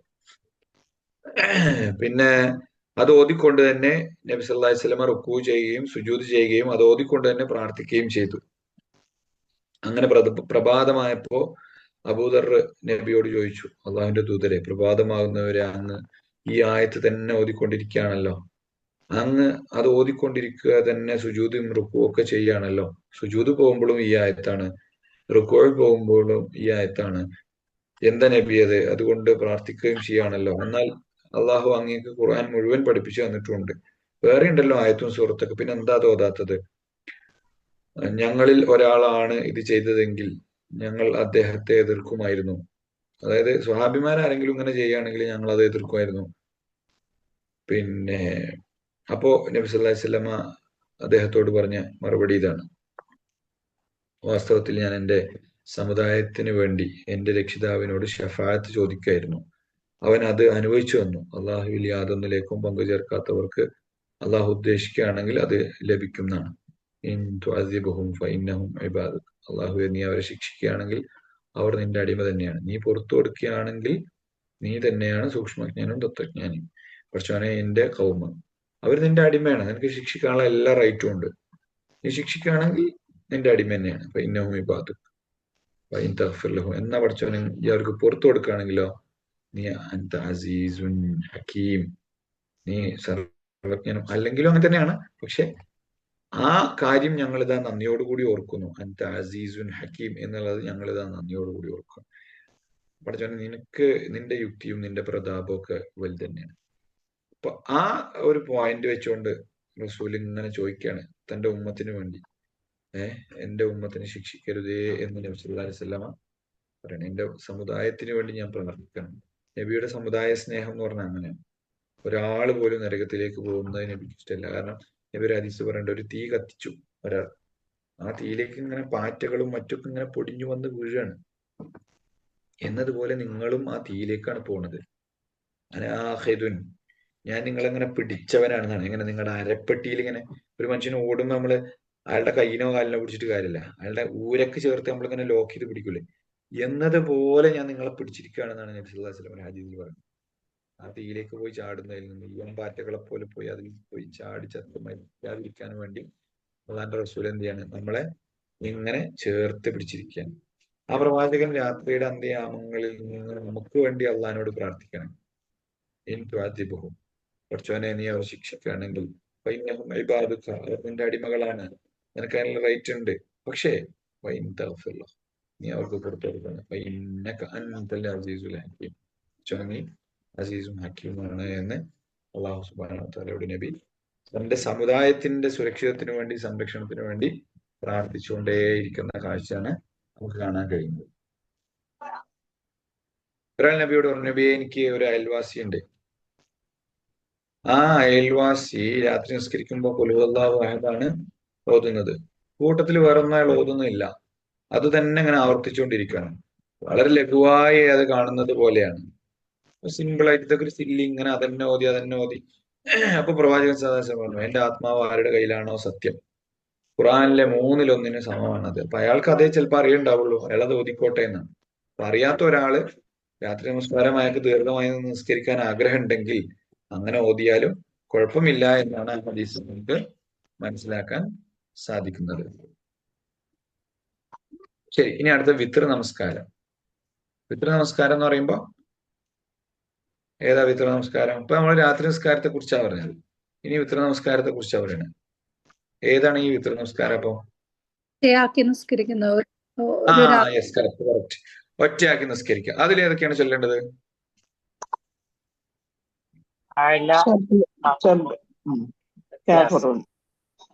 അതിൽ ശ്രദ്ധിക്കേണ്ടത് എന്താ വെച്ചാലേ, ചില ആളുകൾ 3 സൂറത്തും ഓതാറുണ്ട്. ഏതില്? 3-ാമത്തെ റക്അത്തിൽ. 1-ാമത്തിൽ ആകലെ ഓതും, 2-ാമത്തിൽ കാഫിറൂനിൽ ഓതും, 3-ാമത്തിൽ ഇഖ്ലാസ് ഓതാറാണ് പതിവ്. എന്നാൽ ഇഖ്ലാസും ഫലഖും നാസും ചേർത്ത് 3-ാമത്തെ റക്അത്തിൽ ഓതുമായിരുന്നു എന്ന് ഹദീസുകളിൽ വന്നിട്ടുണ്ട് കേട്ടോ. അങ്ങനെ ഒരാൾ ഓതുന്ന കേൾക്കുകയാണെങ്കിൽ കുഴപ്പമില്ല. ചില പള്ളികളിലൊക്കെ അങ്ങനെ ഉണ്ട് തോന്നുന്നു അല്ലേ. ഒരു സമയത്ത് സൂറത്തു നിസാ ഓതിയിട്ടുണ്ട്, സുൽസിലത്ത് ഓതിയിട്ടുണ്ട്, കാഫിറൂനോ പിന്നെ ഓതിയതായിട്ട് നമുക്ക് കാണാൻ സാധിക്കും കേട്ടോ. ഉസ്താദെ, ഇവിടെ വിത്ര എന്ന് പറഞ്ഞപ്പോ നമ്മള് തറാവീഹിനൊക്കെ പറയുമ്പോ 3 ആയിട്ടാണല്ലോ. പക്ഷെ അത് 3 തന്നെ ഇല്ലല്ലോ, മിനിമം 1 നിസ്കരിച്ചൂടെ? ഒന്നാക്കാം. ഒന്നായാലും വിത്റാണ്. അല്ല, അപ്പൊ ഈ 3 സൂറത്തുകൾ ഓരോരോ റക്കാത്തെന്ന് പറഞ്ഞു. അപ്പൊ ഇതിൽ ഏതെങ്കിലും ഒരു സൂറത്ത് വെച്ചിട്ടും ഒരു റക്കാത്ത് നിസ്കരിക്കാല്ലോ, അതും വിത്ർ തന്നെയല്ലേ? ഓതാം. ഇഖ്ലാസ് ഓതി അവസാനിപ്പിക്കാം. അല്ലേ? പക്ഷെ അഫ്ളലായ രീതി എന്ന് പറയുന്നത് മൂന്ന്, അതായത് 2 കഴിഞ്ഞിട്ട് സലാം വീട്ടിയിട്ടാണല്ലോ നമ്മൾ ഒന്ന് നിസ്കരിക്കുന്നത്. അപ്പൊ അവസാനം നിസ്കരിക്കുന്ന 2 ഉണ്ടല്ലോ, അതില് സബ്ബിസ്മിയും കാഫിറൂനും ഓതിയാൽ മതി. അല്ല, ഞാൻ ഒരാൾ ചോദിച്ചത് 5 റക്അത്ത് നിസ്കരിക്കണം. 5 റക്അത്താണ് ഒരാൾ നിസ്കരിക്കണമെന്ന് വിചാരിക്കുക. ആദ്യത്തെ 2 എന്ത് ചെയ്തു? വലിയ സൂറത്തുകള് പാരായണം ചെയ്തിട്ട് നിസ്കരിച്ചു. ബഖറയോ പിന്നെ യാസീനോ നമുക്ക് ഇഷ്ടമുള്ള റഹ്മാനോ ഏതോ 2 റക്അത്ത് നിസ്കരിച്ചു. അതിന് സലാം വെട്ടി. പിന്നെ നമുക്കിനി പിന്നെ നമ്മള് വിത്റാണ് ഉദ്ദേശിക്കണമെങ്കിൽ എന്ത് ചെയ്യാം? 2 കഴിഞ്ഞു, ഇനി എത്ര ബാക്കിയുണ്ട്? 5 റക്അത്തല്ല നമ്മൾ നിസ്കരിക്കാൻ ഉദ്ദേശിച്ചു. ബാക്കിയുള്ള 3 റക്അത്തില് 2 സബ്ബിസ്മിയും കാഫിറൂനും ഓതുക, 3 ഇഖ്ലാസ് ഓതുക. ഉസ്താദെ ഫിത്തർ 3 റക്അത്തായാലും ഓതാമല്ലോ. ഏതാ? 3 റക്അത്തായാലും നിസ്കരിക്കാലോ ഫിത്തർ. ഒറ്റയടിക്ക് വേണമെങ്കിൽ അങ്ങനെ നിസ്കരിക്കാം. അതായത് 2 റക്അത്ത് കഴിഞ്ഞിട്ട് സലാം വീട്ടാതെ 2 റക്അത്ത് കഴിഞ്ഞിട്ട് ഇരിക്കാതെ നിസ്കരിക്കാം. പക്ഷേ മഗ്രിബ് നിസ്കാരം പോലെ ആവരുത്. അതാണ് ശ്രദ്ധിക്കേണ്ട ഒരു കാര്യം. മഗ്രിബും വിത്റും തമ്മിൽ വ്യത്യാസം എന്താ? 3 ഒന്നിച്ച് നിസ്കരിക്കുകയാണെങ്കിൽ മഗ്രിബില് 2ാമത്തെ റക്അത്തില് എന്ത് ചെയ്യണം? നമ്മള് തഹിയ്യാത്തിന് ഇരിക്കും അല്ലേ? 3ാമത്തേല് സലാം. 3ാമത്തേല് സലാം വിട്ടു. എന്നാൽ വിത്ർ എന്ത് ചെയ്യരുത്? മഗ്രിബ് പോലെ നമസ്കരിക്കരുത്. ഉസ്താദെ, ഞാൻ ഉദ്ദേശിച്ചത് എന്താണെന്നറിയോ? ഇപ്പൊ നമ്മള് ഡെയിലി തഹജ്ജുദിനൊക്കെ എഴുന്നേൽക്കുമ്പോ മിനിമം ഇപ്പൊ ജോലിക്കാരൊക്കെ പോലുള്ള ആൾക്കാരാണെങ്കിൽ ഇപ്പൊ മിനിമം തഹജ്ജുദ് 2 റക്അത്ത് നിസ്കരിച്ചു. അപ്പോ നമ്മള് തീർക്കുകയാണല്ലോ. അപ്പൊ 2 റക്അത്ത് തഹജ്ജുദ് നിസ്കരിച്ച് മിനിമം 1 റക്അത്ത് വിത്ർ തെറ്റാണോ? 2 റക്അത്ത് സലാം വീട്ടി അതിനുശേഷം വിത്ർ 1 റക്അത്ത് ചെയ്യുന്നത് തെറ്റാണോ? ഇല്ല, തെറ്റൊന്നുമല്ല. മീൻസ് ഞാൻ ചോദിച്ചത് ഡെയിലി നമ്മൾ ചെയ്തുകൊണ്ടിരിക്കണാണ് കേട്ടോ. തഹജ്ജുദിൽ അങ്ങനെ ചെയ്യണോണ്ട് തെറ്റുണ്ടോ എന്നാ ചോദിച്ചത്. ഇപ്പൊ ഇവിടെ ഇപ്പൊ 3 റക്അത്ത് മിനിമം വിത്ർ പിന്നെ തറാവീഹിനൊക്കെ നമ്മൾ ചെയ്യുന്നുണ്ട്. അതല്ലാതെയാണ് ഞാൻ പറഞ്ഞത്. ഡെയിലി ഇപ്പൊ തറാവീഹിന് എഴുന്നേൽക്കുമ്പോ മിനിമം 2 റക്അത്ത് തഹജ്ജുദ് നിസ്കരിച്ചിട്ട് അത് സലാം വീട്ടിയതിനു ശേഷം 1 റക്അത്ത് വിത്ർ നിസ്കരിക്കണം. തറാവീഹ് നമസ്കരിച്ച് വിത്ർ ആക്കി കഴിഞ്ഞാൽ പിന്നെ തഹജ്ജുദ് എങ്ങനെ? തറാവീഹ് നമസ്കരിച്ച് വിത്രോട് കൂടി പിരിഞ്ഞു കഴിഞ്ഞാൽ പിന്നെ തഹജ്ജുദ് എന്നുള്ള ഇല്ല. രാത്രി ഇഷാക്ക് നിസ്കരിക്കുന്നില്ല. ഇഷ നിസ്കരിച്ചിട്ട് കിടക്കണം. എന്നിട്ട് ഒരു 4 ആവുമ്പോ 2 റക്അത്ത് ഇത് നിസ്കരിച്ച് 1 റക്അത്ത് വിത്ർ നിസ്കരിച്ചാ തെറ്റില്ലല്ലോ? ഇല്ല, കുഴപ്പമില്ല. 2 റക്അത്ത് ദീർഘമായി ഓതുക. പിന്നെ ഈ 3 റക്അത്ത് കൊണ്ട് അവസാനിപ്പിക്കുകയാണെങ്കിൽ അതാണ് ഏറ്റവും കൂടുതൽ ഉത്തമം. 2 റക്അത്ത് സബ്ബിസ്മയും കാഫിറൂനും ഓതിയിട്ട് 2 റക്അത്ത് കഴിഞ്ഞ് സലാം വീട്ടുക. എന്നിട്ട് എണീറ്റിട്ട് 1 റക്അത്ത് കൊണ്ട്. അപ്പൊ 5 മിനിറ്റ് അല്ലേ വേണ്ടുള്ളൂ. 5 മിനിറ്റിൽ താഴെ ഒരു സമയം അതിന് വേണ്ടുള്ളൂ. അങ്ങനെ നമ്മൾ അവലംബിക്കുകയാണെങ്കിൽ അതാണ് കുറച്ചും കൂടെ നല്ലത്. കുറച്ചുകൂടെ നല്ലതെന്നല്ല, ഹദീസുകൾ ആ രീതിയിലാണ് കൂടുതൽ പ്രബലമായി വന്നിട്ടുള്ളത്. ഞാൻ അങ്ങനെയാണ് സംസ്കരിക്കുന്നത്. അങ്ങനെ ചെയ്താൽ മതി. അങ്ങനെ ചെയ്താൽ മതി. ശരി, നമുക്ക് അടുത്തേക്ക് പോവാം. ജുമാ നമസ്കാരം അതുകൂടി പറഞ്ഞാൽ നമുക്ക് അവസാനിപ്പിക്കാം. ഇദാ ജാഅക്കൽ മുനാഫിഖൂന ഓതാറുണ്ട് സൂറത്ത് മുനാഫിഖിലെ. അതുപോലെ തന്നെ ഹൽ അതാക ഹദീസുൽ ഗാശിയ സൂറത്ത് ഗാശിയ ഓതാറുണ്ട്. പിന്നെ സബ്ബിസ്മ റബ്ബിക്കൽ അഅല ഓതാറുണ്ട്. ഹൽ അതാക ഹദീസുൽ ഗാശിയ ഓതാറുണ്ട്.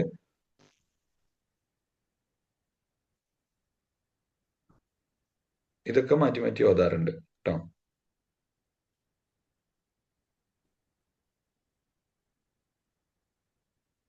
സൂറത്തു ജുമുഅ ഓതാറുണ്ട്. ജുമുഅയുടെ അവസാനമാണ് ഇപ്പോ സാധാരണ ഓതി കേൾക്കാറുള്ളത്.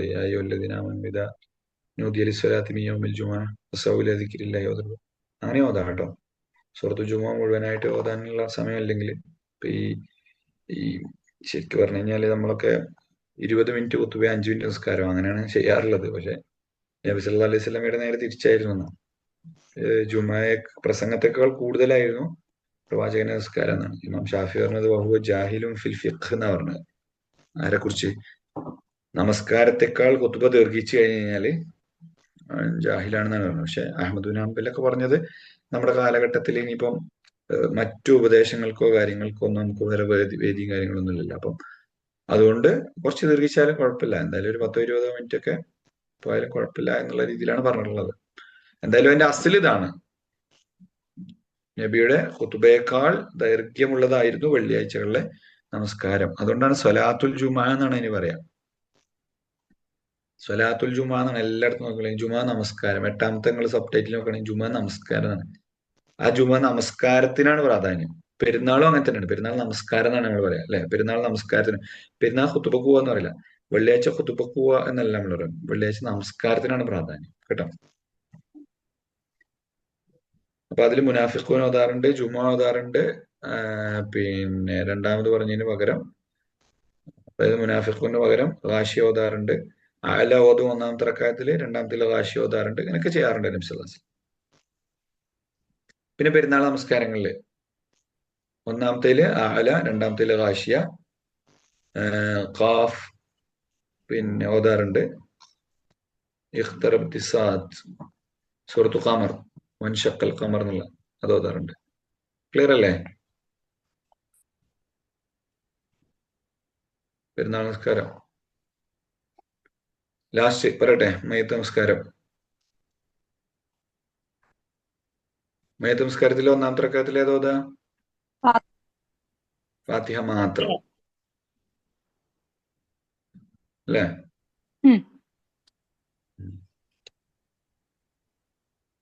ചിലതില് സൂറത്ത് ഓതിയിട്ടുണ്ട് എന്ന് വന്നിട്ടുണ്ട് കേട്ടോ. മറ്റൊരു സൂറത്തും ഓതലാണ് സുന്നത്ത് എന്ന് പറഞ്ഞൊരു ഹദീസ് വന്നിട്ടുണ്ട്.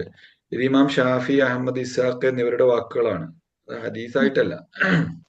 ഈ അഭിപ്രായം തന്നെയാണ് പിൽക്കാരക്കായ ഹനഫികളുടെ സൂക്ഷ്മജ്ഞാനികളായ ചില പണ്ഡിതന്മാർ സ്വീകരിച്ചിട്ടുള്ളത്. എന്നാൽ അതിനുശേഷം സൂറത്ത് ഓതുക എന്നത് ഷാഫികളിൽ ചിലരുടെ അഭിപ്രായമാണ്, അത് തന്നെയാണ് ശരിയായ നിലപാട്. അങ്ങനെ ഓതാന്നുള്ള രീതിയിലാണ് അൽബാനി പറയണത്. പക്ഷെ നമ്മളെ ഫാത്തിഹ മാത്രമേ ഓതാറുള്ളൂ. അത് നബിയിൽ നിന്ന് വന്നതല്ല, പിന്നെ ഇമാമിങ്ങളുടെ ഖൗലാണ്. ഏത്? ഫാത്തിഹയും മറ്റൊരു സൂറത്തും ഓതലാണ് നബിചര്യ എന്ന് ഇമാമിങ്ങളുടെ ഖൗലായിട്ടാണ് പറഞ്ഞിട്ടുള്ളത്. ആദ്യ തക്ബീറിന് ശേഷം നബി നിശബ്ദനായിരിക്കും. അതായത് അങ്ങനെ പറഞ്ഞാൽ എന്താ അർത്ഥം? മെല്ലെയാണ് ഓതേണ്ടത് എന്നുള്ളതാണ് അതിന്റെ അർത്ഥം.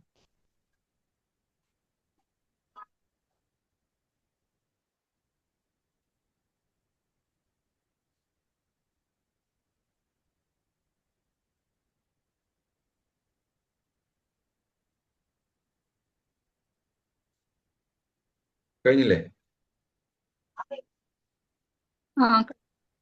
എന്തെങ്കിലും സംശയങ്ങളുണ്ടോ? ഉസ്താദെ, ഈ പള്ളിയിലെ ജമാഅത്ത് നിസ്കരിക്കുമ്പോഴേ നമ്മൾ ഇമാമിന്റെ കൂടെ നമ്മൾ ഒരിക്കലും ഇമാമിനെ മുൻകടക്കരുതെന്ന് പറയൂലോ. ഇമാം ഇപ്പോ സമി അല്ലാഹു ലിമൻ ഹമീദ എന്ന് പറഞ്ഞതിന് ശേഷം മാത്രല്ലേ നമ്മൾ പോവുള്ളൂ, അങ്ങനെ തന്നെയല്ലേ? അപ്പൊ അവസാനത്തെ സലാം വീട്ടുമ്പോഴേ ഇമാം 2 സൈഡിൽ സലാം വീട്ടിയതിന് ശേഷമാണോ അതോ ഒരു സൈഡിലേക്ക് സലാം വീട്ടിയതിന് ശേഷമാണോ നമ്മൾ സലാം വീട്ടേണ്ടത്? 1ാമത്തെ സലാം വീട്ടലാണ് യഥാർത്ഥത്തിൽ എന്തെന്നറിയോ? വാജിബായ സലാം വീട്ടല്. 2ാമത്തെ സുന്നത്താണ്. ഇപ്പൊ ഒരാൾ ഒരു സലാം വീട്ടി നമസ്കാരം അവസാനിപ്പിക്കാന്ന് വിചാരിക്കുക, ഒരു കുഴപ്പമില്ല. അല്ല, നമ്മൾ ചെയ്യുമ്പോ ഫോളോ ചെയ്യുമ്പോ അപ്പൊ എങ്ങനെ ചെയ്യണം?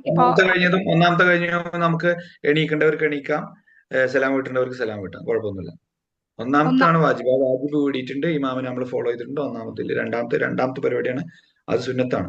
അതേപോലെ തന്നെ ഇപ്പൊ മയ്യത്ത് നമസ്കാരത്തില് ശരിക്ക് പിന്നെ അഹമ്മദി ഹംബലിന്റെ മതബ് പ്രകാരവും സുന്നത്ത് പ്രകാരവും ഒക്കെ ഒരു സലാം വീട്ടലേ ഉള്ളൂ. അപ്പൊ നിങ്ങൾ മക്കത്തെ നിസ്കാരങ്ങൾ ശ്രദ്ധിച്ചു നോക്കോട്ടോ.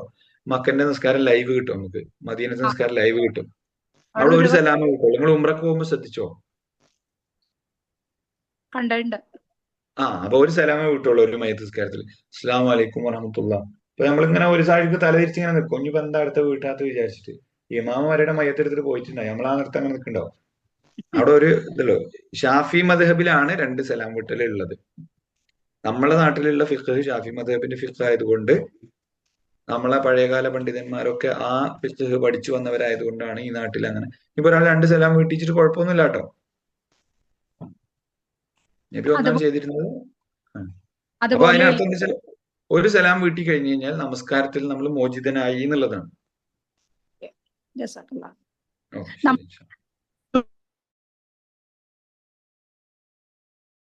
അതായത് ഇമാമിന്റെ കൂടെ ജുമാ നിസ്കരിച്ചതിന് ശേഷം പിന്നെ നമ്മൾ 2 റക്അത്ത് നിസ്കരിക്കണ കണ്ടിട്ടുണ്ട് പള്ളിയില്. അതെന്താ? ജുമാക്ക് സുന്നത്തില്ലല്ലോ. ജുമാക്ക് സുന്നത്തുണ്ട്. ആരാ സുന്നത്തില്ല പറഞ്ഞ? ജുമാക്ക് സുന്നത്തുണ്ടോ? ആ അതാണ് ആ 2 റക്അത്ത്. അതെ, ളുഹറിന് ബാധകമായ സുന്നത്ത് ജുമാക്കുണ്ട്. അല്ല, അപ്പൊ ളുഹറിന് മുമ്പും ഇല്ലേ 2 റക്അത്ത്? ളുഹറിന് മുമ്പും ജുമാക്ക് മുമ്പും നമ്മൾ ചെയ്യണല്ലോ 2 റക്അത്ത്. ഉസ്താദ് ചിലര് പറയുന്നു 4 റക്അത്ത് നിസ്കരിക്കണമെന്ന് പറയുന്നു. 4 റക്അത്ത് അങ്ങനെ ഉണ്ടോ? 4 റക്അത്ത് ളുഹറിന് മുമ്പും ശേഷവും നബി 4 വെച്ച് നിസ്കരിച്ചതായിട്ട് ഹദീസുകളിലുണ്ട്. ആണല്ലേ. അപ്പൊ ജുമാക്ക് ശേഷം നിസ്കരിക്കുന്ന 2 മറ്റേ ളുഹറിന്റെ സുന്നത്തിൽ പെട്ട തന്നെയല്ലേ? അതെ അതെ അതെ. പക്ഷെ ജുമാക്ക് മുമ്പുള്ള 2 റക്അത്ത് സുന്നത്ത്, 2 റക്അത്ത് നമസ്കരിക്കുന്നത് അത് റവാത്തിബ് സുന്നത്തല്ല എന്ന് പറയുന്നുണ്ടല്ലോ. അതൊരു പിന്നെ തഹിയ്യത്താണ്. സുന്നത്തുൽ ജുമുഅ എന്നാണ് അത് യഥാർത്ഥത്തിൽ പറയാറുള്ളത്. റവാത്തിബ് എന്നുള്ള പേര് പറയില്ല എന്നുള്ളൂ. ജുമുഅയുടെ സുന്നത്ത് എന്നാണ് പറയാ. അത് നബി കർക്കശമായി നിസ്കരിക്കാൻ കൽപ്പിച്ചതായിട്ടും പറയാറുണ്ട്. ഉസ്മാൻ റളിയല്ലാഹു പെട്ടെന്ന് ഒരു സോടി വന്ന് ഇരുന്നു എന്നാണ്. അപ്പൊ നബി പറഞ്ഞു, എവിടേക്കാ ഇരിക്കണേ? എണീറ്റ് നിസ്കരിച്ചിട്ടിരിക്കുന്നു പറഞ്ഞിട്ടുണ്ട്. അപ്പൊ അത്ര ഗൗരവത്തിൽ നബിയെ കണ്ടിട്ടുണ്ട് എന്നുള്ളതാണ് അർത്ഥം. അല്ല, അത് തഹിയ്യത്ത് നമസ്കാരമല്ലേ? നമ്മൾ പള്ളിയിൽ കയറി നിസ്കരിച്ച് കഴിഞ്ഞിട്ട് പിന്നെയും 2 റക്അത്ത് വീണ്ടും സുന്നത്ത് നിസ്കരിക്കണോ? അങ്ങനെയാണോ?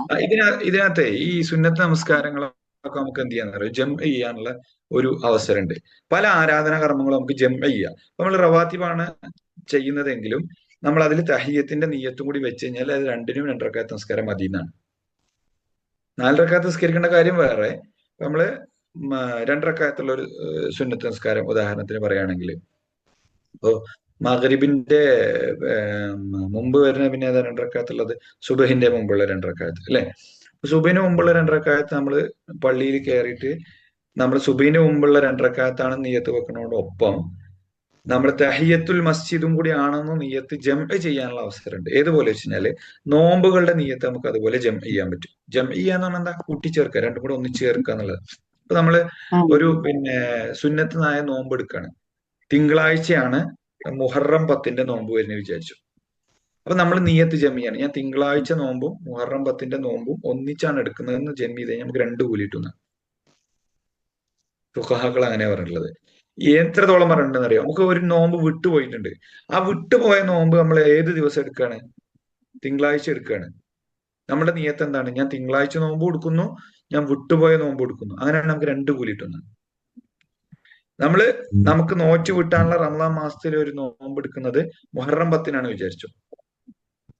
നമ്മൾ 2 നിയ്യത്തും പാടെ ജം ചെയ്യുകയാണെങ്കിൽ ആ 2 കൂലി നമുക്ക് കിട്ടുമെന്നാണ് പണ്ഡിതന്മാർ പറഞ്ഞിട്ടുള്ളത്. അത് ജംഉ നിയ്യ, നിയ്യത്തുകളെ ജം ചെയ്യുക എന്ന് പറയുന്നത് കൂട്ടിച്ചേർത്ത് ഒന്നാക്കി പ്രസന്റ് ചെയ്യുക എന്നുള്ളത് അനുവദിക്കപ്പെട്ട കാര്യമാണ്. അങ്ങനെ ചെയ്തിട്ടുണ്ട്. നബി സല്ലല്ലാഹു അലൈഹി വസല്ലമയിൽ നിന്ന് തെളിവുണ്ട്. ഫുഖഹാക്കളൊക്കെ അത് അംഗീകരിച്ചിട്ടുള്ള കാര്യമാണ്. അഭിപ്രായ വ്യത്യാസമില്ലാത്ത കാര്യമാണ്. അപ്പൊ സുന്നത്ത് നമസ്കാരങ്ങളുടെ കാര്യത്തിൽ നമുക്ക് ഏറ്റവും കൂടുതൽ പ്രായോഗികമാക്കാൻ പറ്റുന്ന ഒരു കാര്യമാണ് എന്ത്? നമ്മൾ ളുഹറിന്റെ മുമ്പുള്ള 2 റക്അത്ത് നിസ്കരിക്കുകയാണ്. അതിൽ റവാത്തിബ് നമ്മൾ ഉദ്ദേശിക്കുന്നു, അതോടൊപ്പം തഹിയ്യത്തുൽ മസ്ജിദ് ഉദ്ദേശിക്കുന്നു, അതോടൊപ്പം വുദൂഇന്റെ 2 റക്അത്തും കൂടി നമ്മൾ ഉദ്ദേശിക്കുകയാണെങ്കിൽ മാഷാ അല്ലാഹ് 3 നിസ്കാരം നിസ്കരിച്ചിട്ട് കൂലിയാണ് നമുക്ക് 2 റക്അത്ത് നിസ്കരിച്ചാൽ കിട്ടും.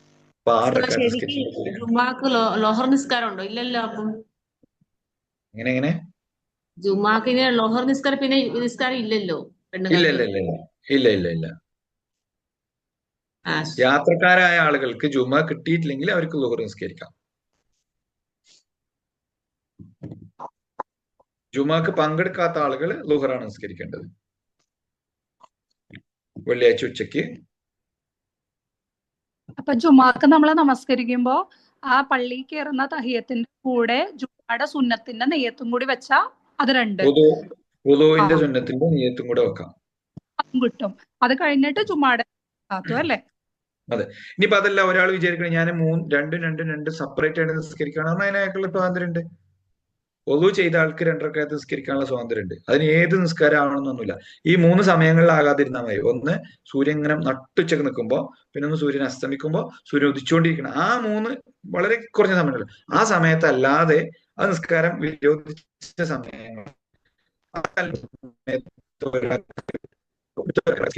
റൈറ്റ് ഉണ്ട് നിസ്കരിക്കാൻ.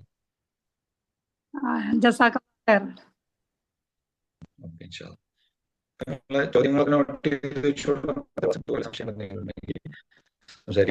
എന്തെങ്കിലും മിസ്റ്റേക്ക് ഉള്ളതായിട്ട് നിങ്ങളുടെ വായിലോ പഠനത്തിലോ മനസ്സിലാക്കുകയാണെങ്കിൽ അത്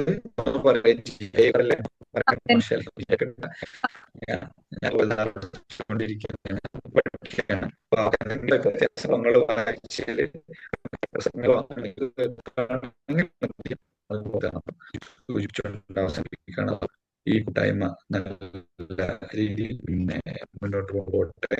കൂടുതൽ അറിയാനുള്ള നൽകട്ടെ.